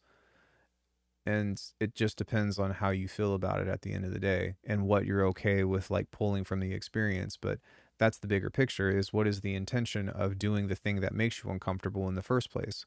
If you're trying to learn something, then throw yourself in it and see what you learn. There, it's not uncomfortable anymore. But if you're like, oh, well, I have to be extremely successful at this thing, and that's what that comfort means to me, like I feel like we're having a different conversation at that point.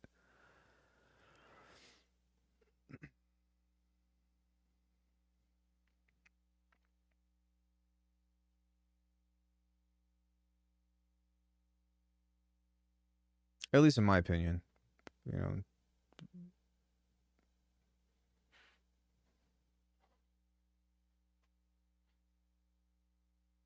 to me, like when I think about things that are uncomfortable, it's stuff that I don't want to do. Like if I'm afraid of something, like roller coasters, right? Fucking roller coasters make me uncomfortable. I'm afraid of them. I'm not going to get on one. I don't need to be comfortable in that area, but that's the kind of shit that I'm like, no, I'm good. Um, just fucking deathly afraid of them. But if you're like in a situation that you find yourself in a lot and you can't really work it out, I don't necessarily feel like that's the issue. Skydiving, I've never done it, but I feel like I'd be more comfortable skydiving than I would fucking jumping out of a roller coaster. Or I'm sorry, not jumping out, but being on a roller coaster. The thing that scares me about the roller coaster is being attached and having the fucking thing like throw you. You know what I mean? I'm not super. I'm cautious around heights, but I've done so many things in the past that have involved me doing things from from high places, like high falls. Um, when I auditioned for Ka, I had to jump off the stage, and that was like 35 feet.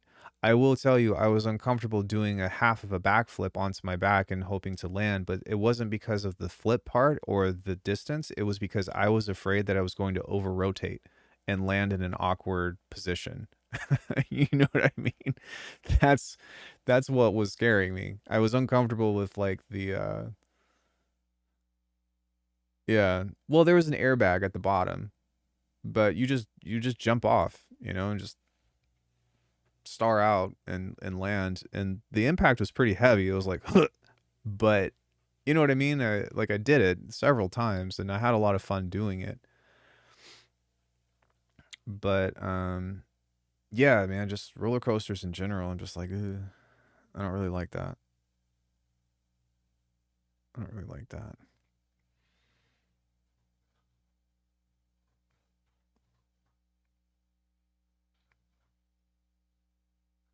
Too many horror stories.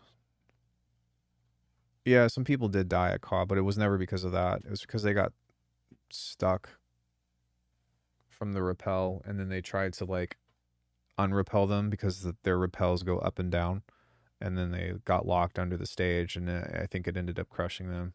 So rest in peace. But you know, shit happens, and that's kind of one of those things. Oh, roller coasters? Yeah, fuck that.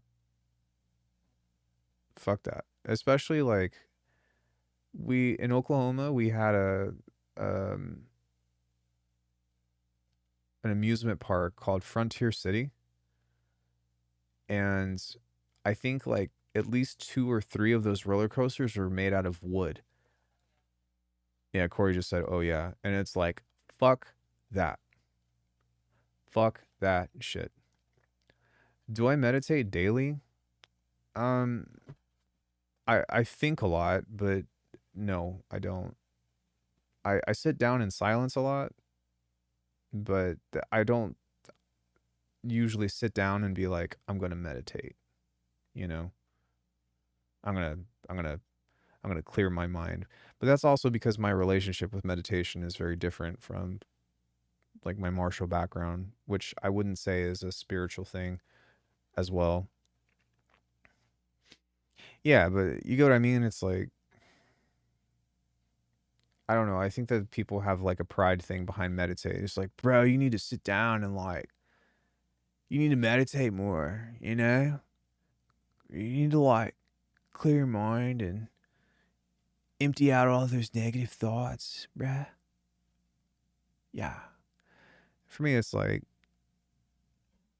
there are times that I'm like, I'm going to do this because I've got too much on my mind. No, I don't think the posturing is bad. I don't think that's a bad thing because there's a discipline behind it when you force yourself to sit straight up and you're focused on your breathing and all of that, but the cultivation aspect of it is in a different world. You're doing something a little bit different at that point. Yeah, and I think a lot of other people do. That's what I'm saying. You need to like, I was meditating earlier today and was like, why aren't there any purple M&Ms? You know? There's green, there's yellow, chocolate, blue, huh? But like, no purple. You know what I mean? It's like, I usually just say I've been thinking about something. More smoking weed than meditating, probably. Me? No, I don't smoke weed. Which is funny because last night I actually went to a Yu-Gi-Oh tournament and someone was like, "Man, I know you smoke," and I was like, "Man, you're dead wrong." He was like, "Man, I know you drink," and I was like, "Nope, I don't do that either." I have a hard time focusing on my posture when I'm working and end up messing up my right shoulder, neck, and lower back. Oh, those people, yeah, yeah. I play Yu-Gi-Oh twice a week. It's one of those like mental challenges that don't require physical exertion, and it's also not making music, so it's a very different problem solving slash strategizing. The rules are a lot more rigid, I would say, than making music. Yeah, I would say like for posture and all that, it's probably not even you. It's honestly your body being so tight and um not being able to like train it to be like do this, you know? And that's why I don't know if y'all see that or not, but I actually recently bought a pull-up bar.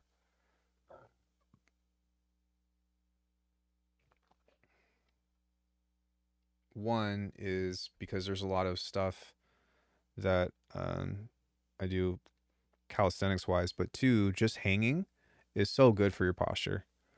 Yep, just hanging.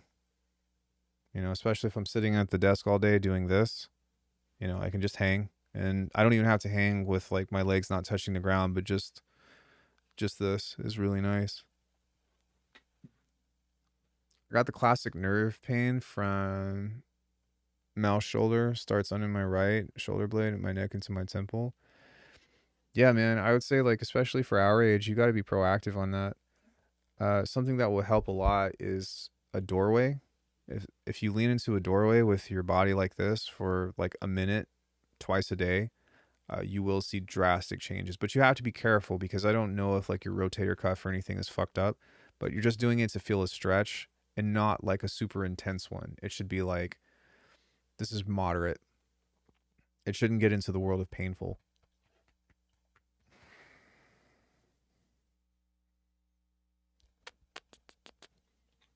Hello?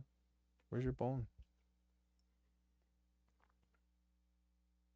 Heels and elbows touching the wall. Slowly lift your arms.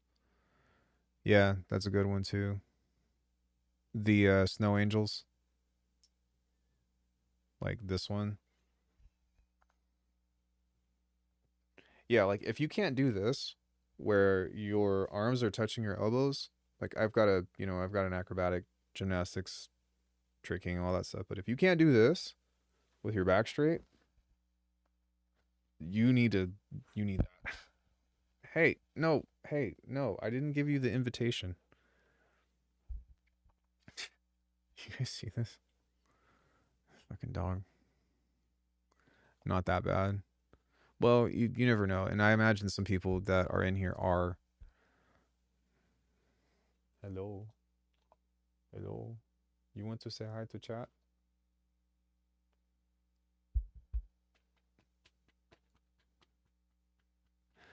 Yeah. Well, right on, guys. I don't really have anything else that I want to do today. Did anybody else have any other questions? I feel very satisfied with the productivity that happened today. I want to do more, but I think that it's probably best for me to just give my ears a break. Flares up gets better and it helps. Yeah, if you ever want to talk about like physical therapy stuff, man, I've had so many fucking injuries on everything that I probably have something helpful. Thanks for the tips. Yeah, thank you guys so much for coming in and hanging out. If anybody, not YouTube, but if anybody wants to support the channel, alchemy.com, check out the other videos that I have. I will have a tutorial on how to do this stuff at some point. I just want to practice it and get a little bit better at it. And then I'll talk about it as a means of like a concise video. But for now, you guys can just refer to the stream. It will be unlisted in about a week, but you can still watch it. So, all right, guys, I'm going to go. Have a great weekend. I'll see you all tomorrow. And yeah, what are we going to do tomorrow? What shall we do tomorrow, Corey?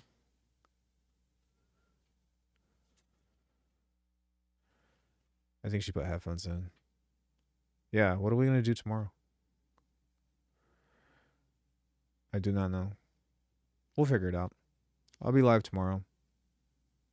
Bye, everybody.